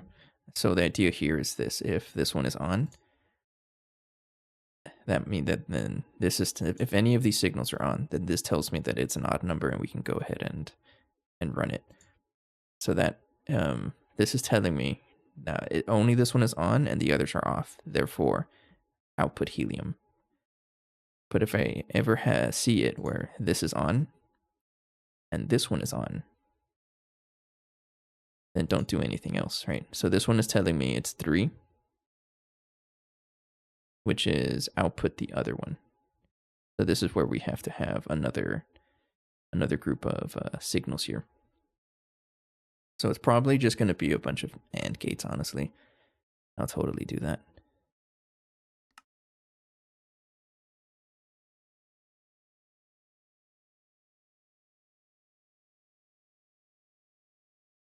Yeah, I'll do that. Okay, so this signal is going to be if 0, 1, 2, this one. I'm just going to combine all of them. So if this one, but not this one, we're going to have a lot of gates, right? Yeah, this is going to be fun. Oh, I can totally just add not gates everywhere. Okay. So this one is if none of them are on. This one is if only this one is on. Right? Yeah. So you would have not gates at this point. So a not gate here and a not gate there. And then just control this so that it's only specific. Just like that. And that's it.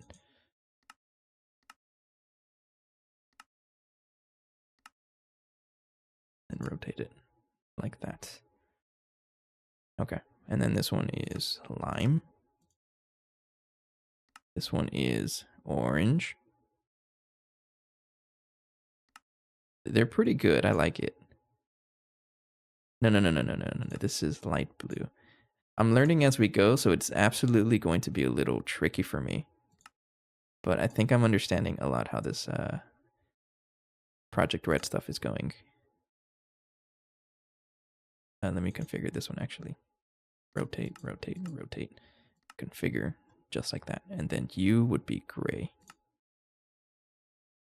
Okay. So what this one is telling me, the only way this one can be on is if only this one is on, and that's it. And then if this one is on, then I won't have an output. And then we just have to do the same thing before all the other signals. And then I'll go ahead and add the AND gate. Each one is going to have an AND gate at the output. But now I can control that later. So that's probably what's going to end up happening here. And then we have AND gates everywhere. Okay, I think I'm understanding this. So let's go ahead and start combining everything here. So this one now, I want this to be if only the middle one is true. Actually, the AND gate is not going to be affected. No, don't change the AND gate. We have to add NOT gates everywhere else, I think, to make things a little easier. So if this one or this one.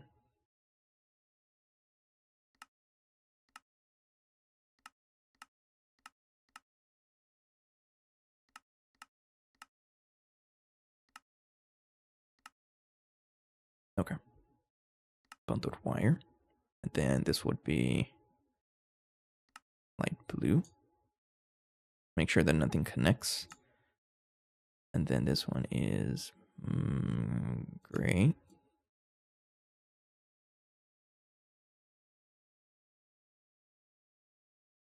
Like that, right? So if this one is active, if just this one, then we have an output right here, right? If this one, only this one is active, then we have an output here, and that's it. If both of these are active, don't do anything. Okay, it's working, it's working, it's working. It looks like an absolute mess, but you know what? If it works, it works. And here's the third one, so which is only if this one is active. So let me go ahead and add like a torch. Actually, no. A line here just to see it, like visualize it a little easier.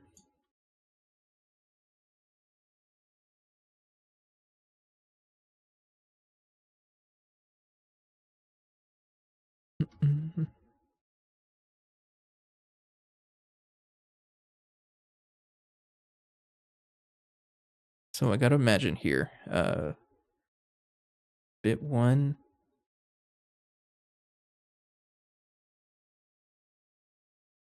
So if 3 is on, then output neon.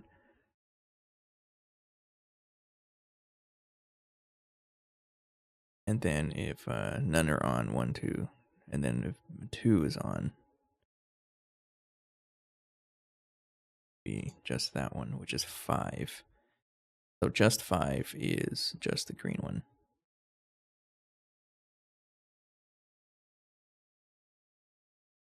Okay, I got it. Yeah, so you need a NOT gate here.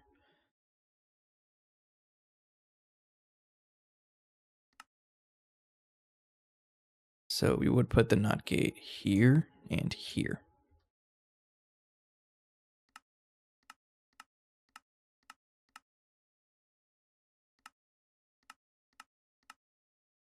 Okay. Then connect everything over there. So just like before, light blue is the first one. Lime is the second one, and gray is the third one. Okay, so this one is if only this one is on. Just connect the last one, right? So these are the 4 options. So if this one is on, then output neon. If none of them are on, but of course this one's going to be on, right? So if it's 0, that technically means only this one is on. So go ahead and output helium, right? If this one is on, then you would go ahead and output this. Yeah, and I have to connect each of them to a AND gate as well. Don't forget about that. So that one is going to be neon. This one is going to be krypton. This one is going to be xenon. And then each of them has to be connected to a AND gate to connect with them. Guess you can say the master controller. I don't know if the right word to say that. So then I would have a bundled cable. Let me break this over here. So I would have another bundled cable like this. And then you would go magenta. Magenta is going to be my controller here. And then we need multiple AND gates. The one goes right there, there, and there. So I want this one and that one to be active.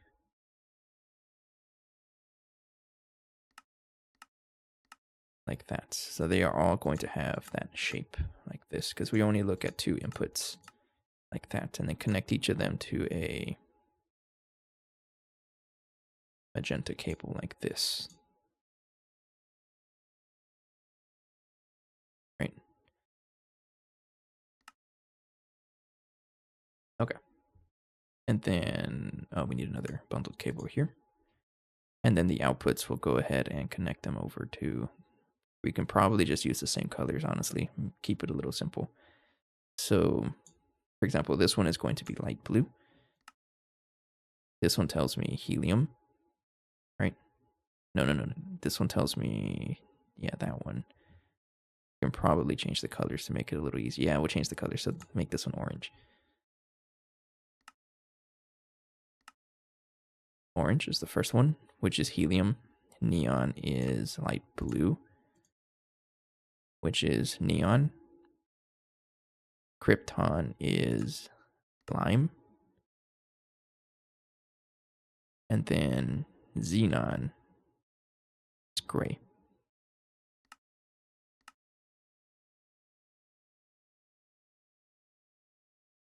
And then we would just connect them all to the output.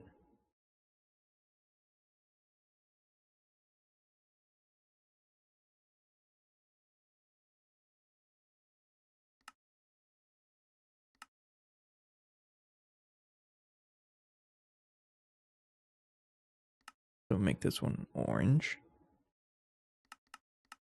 light blue, lime, and gray.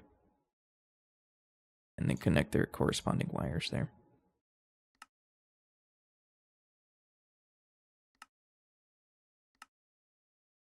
Okay. I think this works. So if this one is on, that means you only output helium. Or that's this one. You make them all output, actually.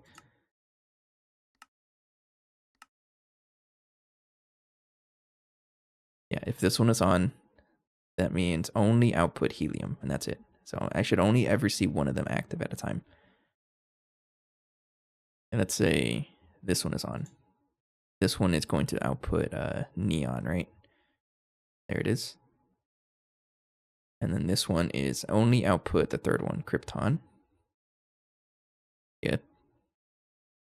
And then this one is only output. Oh man, I think we got it. Look at this monstrosity of a circuit. Let's go ahead and see if it actually works.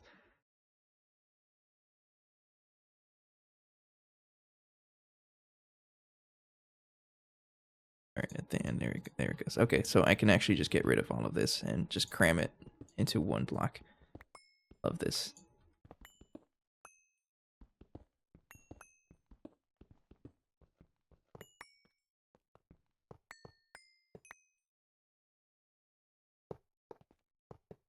My inventory is kind of a mess though. Put everything back. Bye. Okay, and then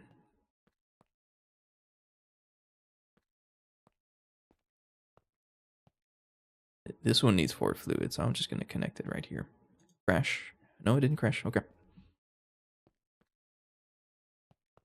All right, and then we need a bundled cable. And based on those connections is where we start connecting the outputs. So it'll be 1, 2, 3, 4. Sure. So the first one is going to be orange. And then light blue. We'll connect it on the other side so I have more space to work with. So orange, light blue, lime, and gray. Okay.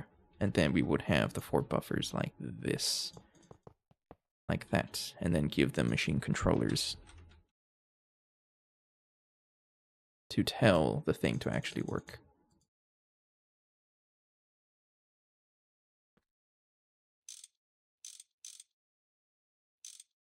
right there. And then enable with redstone, that's pretty much it. And then we would have each of those into a input hatch. How much do you need for each one? 10,000. So LV input hatches are probably okay, yeah.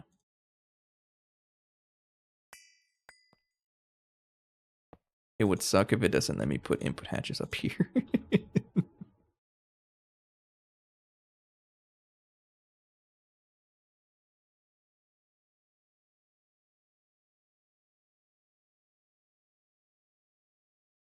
No, it totally does. I think I have to just build the rest of it. So I'm gonna assume it does work. Okay. And then at this point we would control it.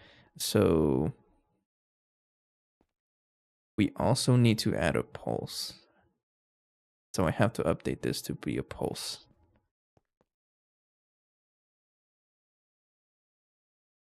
So what I would do is actually just erase it here and then add a pulse to it. How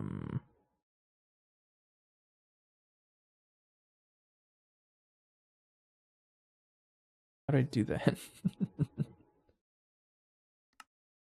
Can I add a bundle to a gate? Is that how it works? If I have like a pulse former, a pulse former and then a repeater. No, it won't work. Okay, well I have to, I'm gonna have to add that into each of the circuits, I think.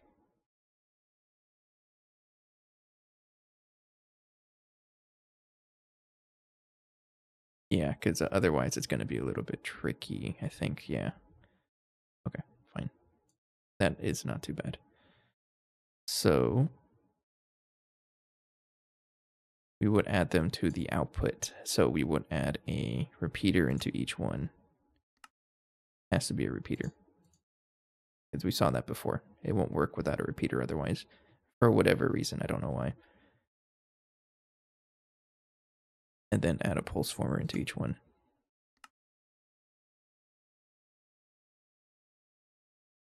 And then bundled cable it up.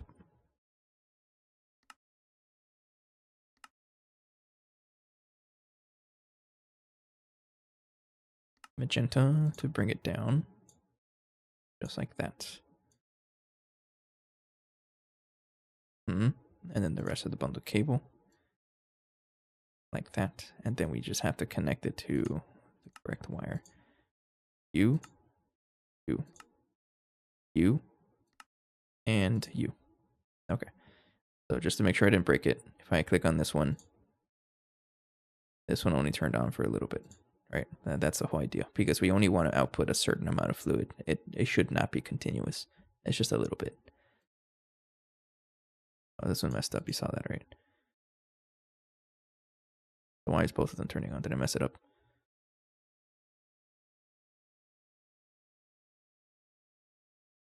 Orange.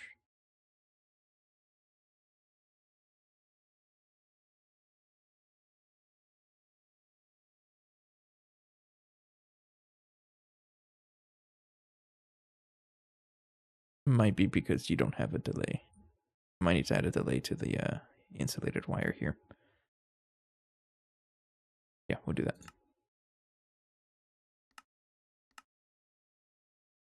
Just like that. Okay. So if I do that, just that one, this one, just that one. Yeah, it was a delay.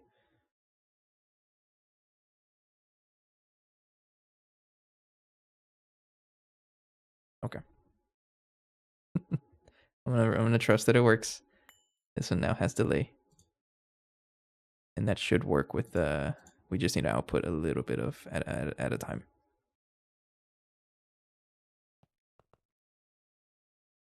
I will keep this on right here. Break you. Crash it. There you go. Surprised it's not crashing. But there it goes. Okay. So I would have to put some kind of pipe. We're going to use infinity pipes because I can, and I just want to showcase that we're rich. It's completely unnecessary and probably not recommended, but I'm still going to do it.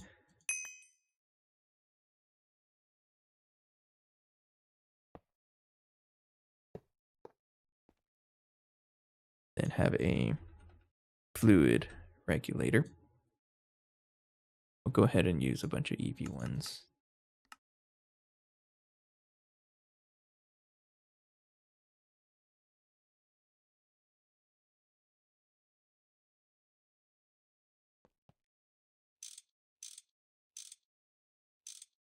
Okay, so this one is, we need to actually give it fluids, so I'm going to, hang on. Use machine processing state for each one.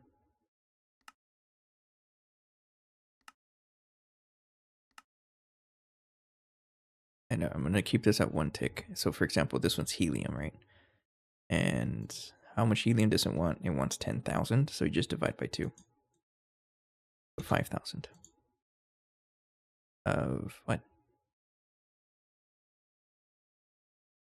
Too small? I guess you have to be a bigger fluid regulator, which is not a problem. We have ZPM ones, sure, we're rich. Is that how I had it over here? I don't remember. I think over here it's different because I wasn't sending as much fluid. Yeah, that's what it was. So we just need bigger fluid regulators. Excuse me.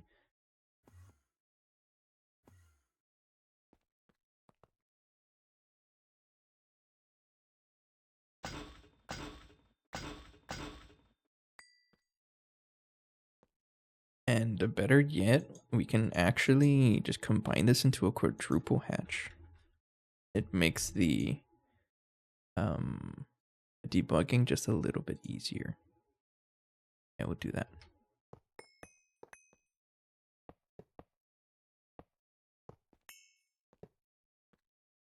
I just have to make sure that they are controlled so that they don't go anywhere else. Like this. Because I expect that only one fluid will be in here at a time. So this is always, this should be okay.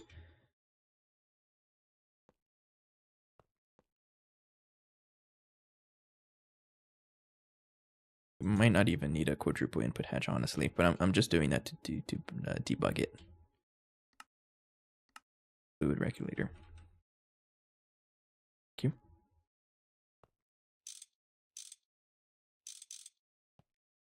Okay, so this one, I want this to be 5,000. Because that is 10,000 helium. And because we have a pulse former, I expect it to only like do it once or twice actually. This one is 7,500, which is 3,250, right?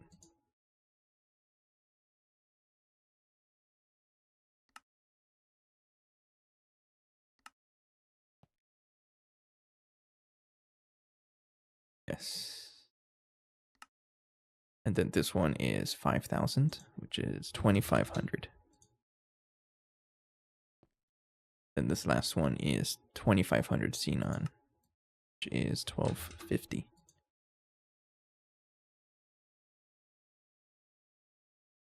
Okay, so what I want to do is give this a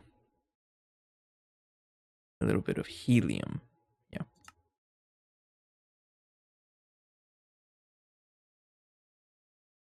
Just to see what it does. So for example, if I were to hit circuit 1, then I should expect only this one to push anything in there. And I'll give the rest of the fluids into each one actually. So this one next is neon.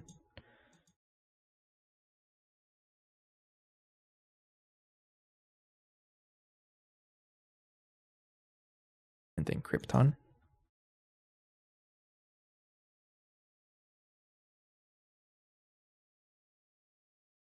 And then xenon.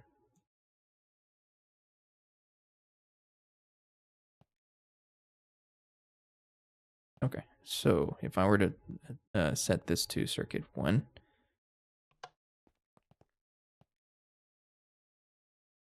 I see 10,000 in there, and that's it. So that is working pretty well. So if I were to set this to the next one, so nothing should happen at this point. And nothing happens here because it's now at signal 2. meaning bit 1 is not active if you think about it in terms of binary. If I do 3, that means bits 1 and 2 are active, which corresponds to neon. I want to push neon in there. There's neon. Is it 6500 though? It's 7500, so I think I did the math wrong. Hang on. 7500 divided by 2. Hang on, let me do this. It's 3750. Okay, it does work. I just put the wrong number. There it is. 3750. Thank you. So it does work. I just put the wrong number. That's very promising. And then the next one, nothing should happen because it's an even number. Let me take the helium out of there. And then one more time. Boom. This one I should expect krypton. We have 5000. That is correct. Take that out so I don't get confused. And then nothing happens. Oh, it's still going in there. Okay, so I think we need to add a delay. It's not supposed to go in there. I think that is because if I look at the circuit here, you're not supposed to be in there. So let me check at the circuit. It's timings, and I think it has to do with when it turns off, it will pulse again. So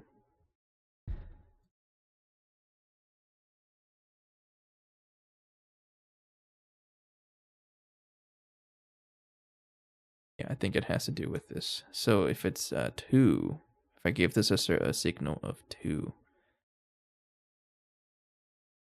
Okay, so right now it was like this, right? Yeah, you see that it turns on just for a brief moment. Okay, so it is doing what I asked it to, but what I asked it to is wrong. So why is that the case? What is it doing wrong?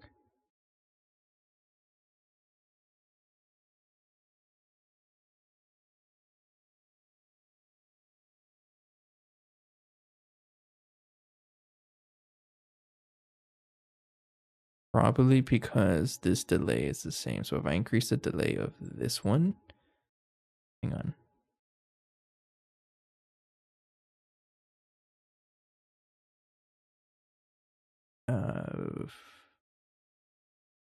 The thing is, adding these repeaters makes everything weird. I don't know how to deal with it.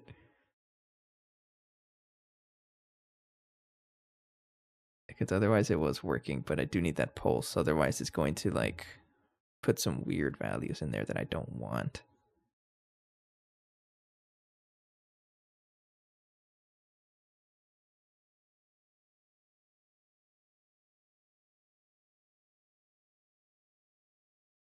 So why is it doing that?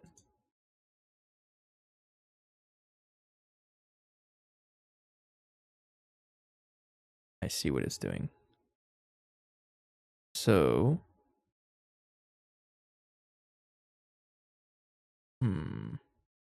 it's this signal right here that's causing it. So why are you like freaking out?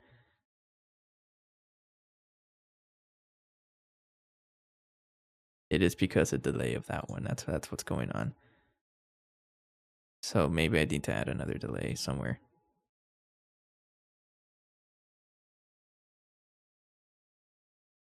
I have to add a delay right here. Yeah, let's do that.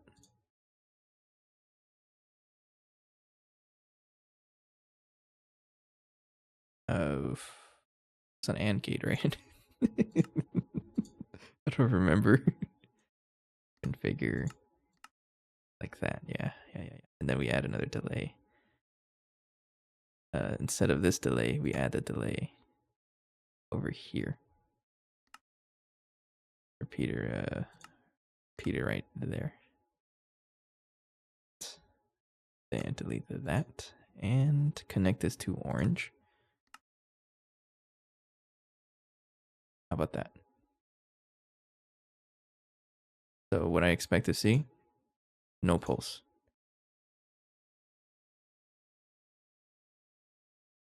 Except it's not pulsing at the wrong time. So if I do this, no, it's correct. It's the AND gate that's preventing it from actually turning on. No, it is wrong. Okay, so I think just adding delays everywhere is messing it up.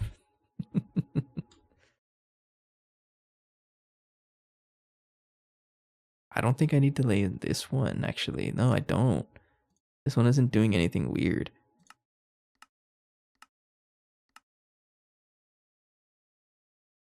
Yeah, because this one isn't sending signals to the output. It's only these four. So I don't need delay in that one.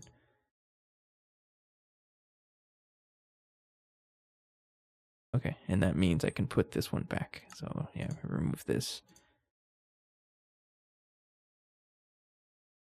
Let's try to do that. Add a repeater over here. And then a orange cable. Like that.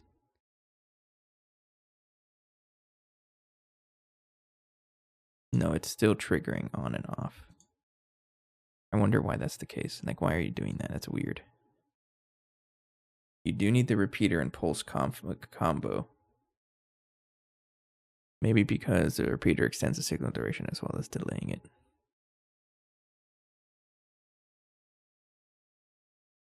That might be what it's doing. It's because we have to have a repeater pulse former combo because otherwise we have weird signal behaviors. And I'll show you what I'm talking about. I think I'm just going to delete everything.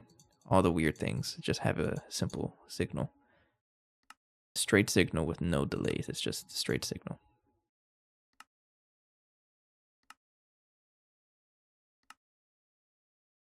Right. So I would expect it. No, we still need a pulse though. So the pulse is, I think the pulse is required though. But right now, before I do anything else, if I turn that on, yeah, just that one is on and that's it.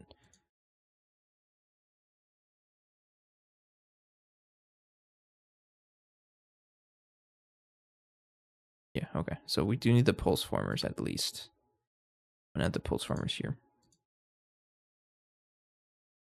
Let's move the AND gate back to where it was so that it looks a little pretty, even though it doesn't really matter.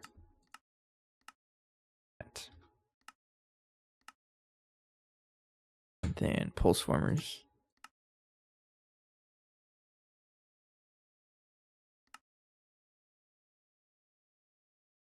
Put the pulse formers right here. Like that. And then connect everything else. You there, you there, you there, there. Okay. Just like that, right? Okay. It's the pulse former that's doing it. See how now they're both turning on. Trying to think about it because the other option is just to have a timer maybe.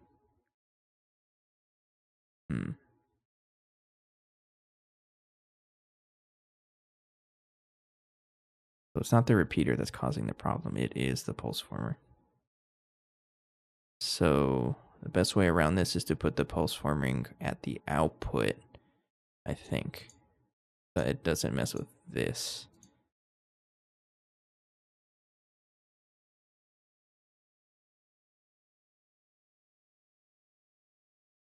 Yeah, it doesn't work all the time. Okay, I have an idea here. So this is just going to be regular signals, I think.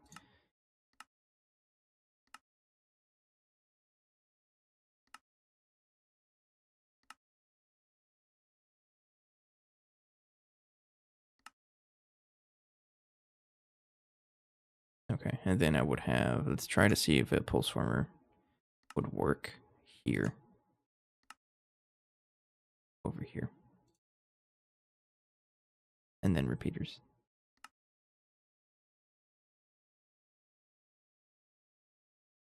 Like that. And then add the bundled cables. Like this. Let's try this.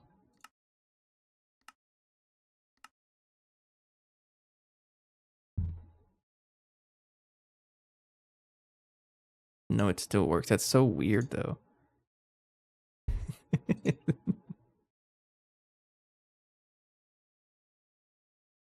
You're not supposed to do that. So maybe I have to control the logic for this one. So if I want none of them to be on,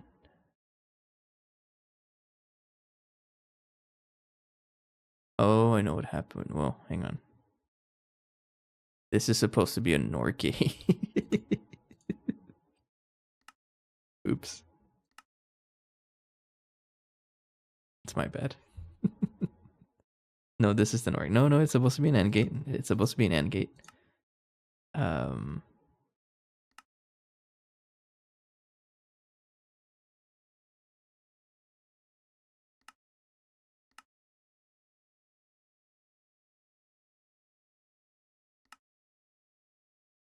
Yeah, it is supposed to be an AND gate. Never mind. Yeah, because this one is telling me that nothing is on. So go ahead and pass the signal through. But you also want to wait for this. I think I just need to add some kind of timings to everything. So that's going to be a little tricky.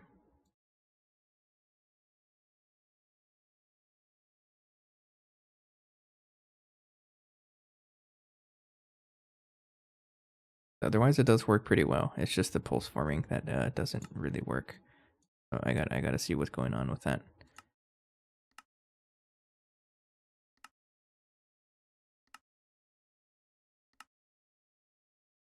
Okay. See here. Yeah, because without the pulse forming, it works just fine. But as soon as you add the pulse former, it breaks. Why? Only one of these will ever be on.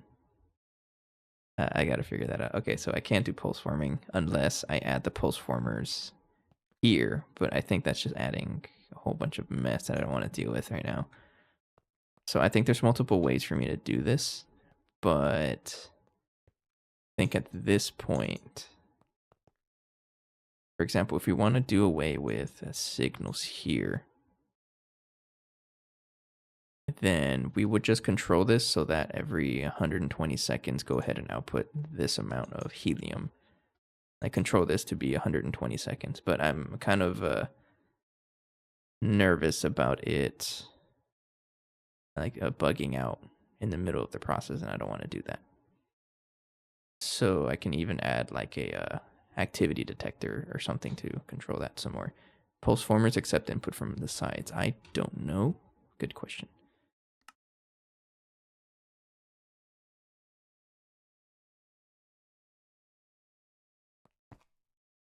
No, does not. So it's only input output. That's all they really do. I'm trying to think here.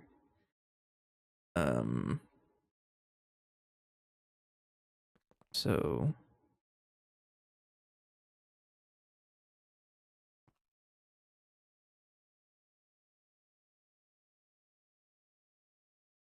on, I don't want it always on.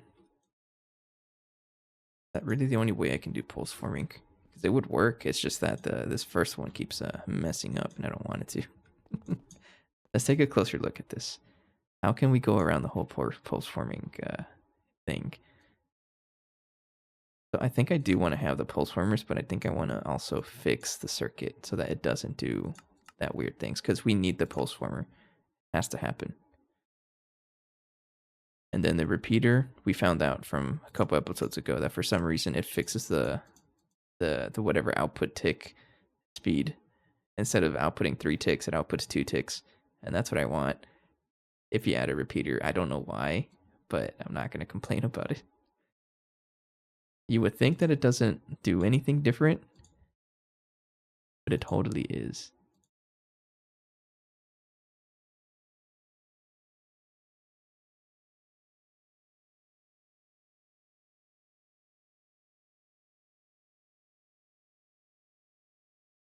Yeah, this makes no sense because the blue cable, the orange cable isn't even lit up at this point.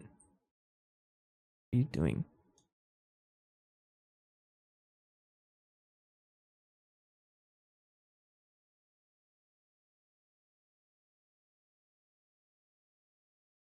I feel like it has something to do with this, the timing between the NOR gate and the AND gate that's messing up. There's probably a very brief instant that this is changing, and the repeater is detecting that.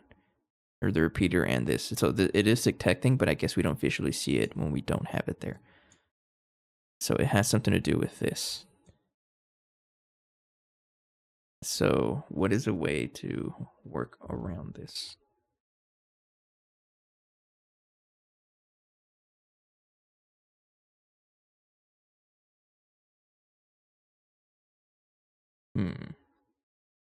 Yeah, I have to add repeaters somewhere. I don't know where though.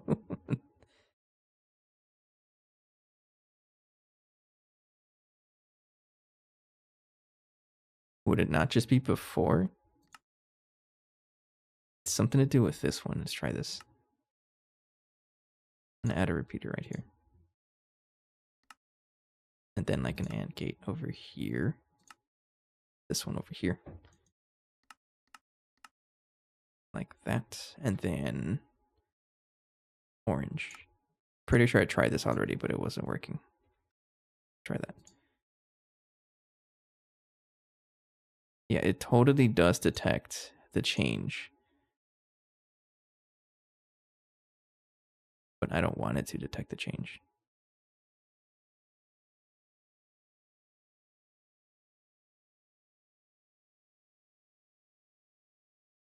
I think it's this circuit over here. Maybe if I add a repeater into this one.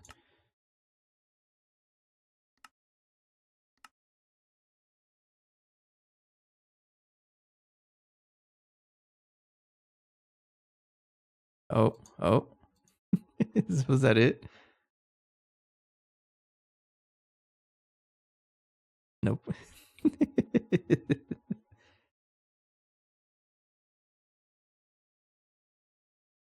Nah, no such thing as dumb suggestions. Maybe replace NOR gate with 3 gate NOT gates and one. I mean, what I could do also, it's not a bad idea, is this. I can just use a simple OR gate.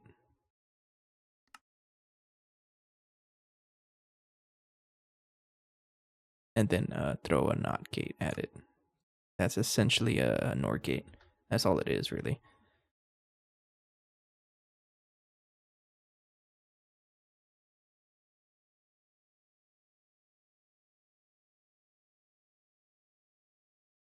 No, it's still pulsing both of them. That's weird. You're not supposed to though. That makes no sense. Okay, if that doesn't work, we still want to stick with the NOR gate. We got to figure out the timings. How does this work?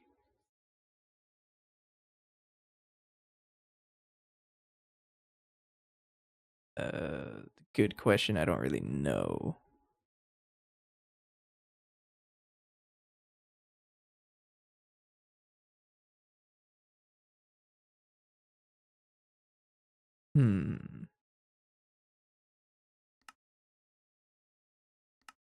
Buffer? I don't know.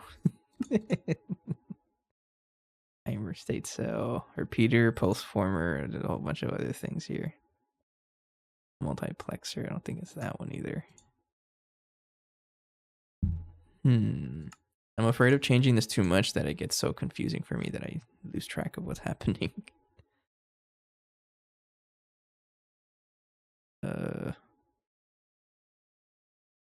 So, OR gate.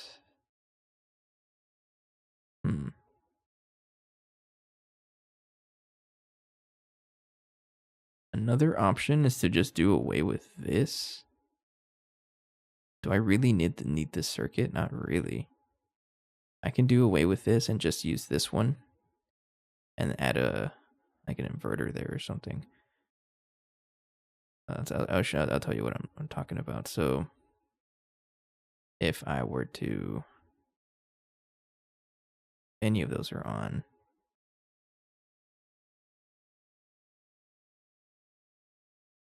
Hang on. So that would work like this, right? What if it's you? What if it's like there's 2 gates here? And it's breaking everything. How dare you? I don't know. I think I'm gonna play with this a little bit off camera because it is running low on time, and I've been on this for a while. But if I can figure out the timing, then we have the first step completed. We saw it does work. It's just that for some reason there's a pulse on the orange line, which tries to force helium, and it's not supposed to. So if I can figure out that delay somewhere, then we have the first step done. And I think the other steps are actually kind of relatively easy. So I'll go ahead and play with this off camera. I'll be sure to figure it out. And then on the next episode, I'll come back to this and explain what I did to do this. Because I don't want to just say, oh, hey, I set it up and then walk away. No. I'm going to set it up. And chances are I'm going to have probably another circuit for the other things. It's just that the step 1, ozone sparging by inert gas, is the most complicated one, I think. Because all the other ones are... It's simply just, if this bit is active, then do this. And that's it, you know? So we would have to figure that out, right? Yeah, if this bit is on, disregard all other bits and do not insert anything. Okay. But yeah, it looks like the answer is going to be bundled cables and the bus converter. I really like this. But I will come back to this because it's a little bit of a challenge trying to figure out the whole delays behind the system, and I might have to rewrite it. I'm not sure though. But we absolutely need the pulse former and the repeater so that we only send a certain amount of fluid at a time, because that's all it asks for. And I don't know what happens if it doesn't have the right stuff. Like, can we yeah, inserting any fluid not requested by the signal will always void the recipe. So I can't just ignore it either. It's going to delete the recipe. Nuh-uh. All right, have a good night, Saina. Thanks for joining by. I'll come back on Tuesday. Tomorrow is band practice for Mondays, so I'll come back on Tuesday again. I'm going to post a schedule somewhere on the Discord and YouTube. So keep an eye out on that, but I appreciate you. Yeah, we'll call it a night here. Kind of a little bit of a brain destroyer, I guess. But I learned a lot today. You know, I learned that you can actually do some bundled cable shenanigans. First of all, with the bus converter over here, and then insulated wires and IC gates and all of this stuff. I didn't know you can do this until today. And now that I have this information, oh man, I'm going to cram so many automations into one box. I love that. So I'll play with this some more off camera. We'll try to debug this and see if I can figure out why every time I switch one, it also activates the first one. It's not supposed to do that. Not supposed to do that. So we'll come back to that. But anyways, for now, I will see you guys on Tuesday. Have a good night. Take care. And thank you for your time and support. See ya.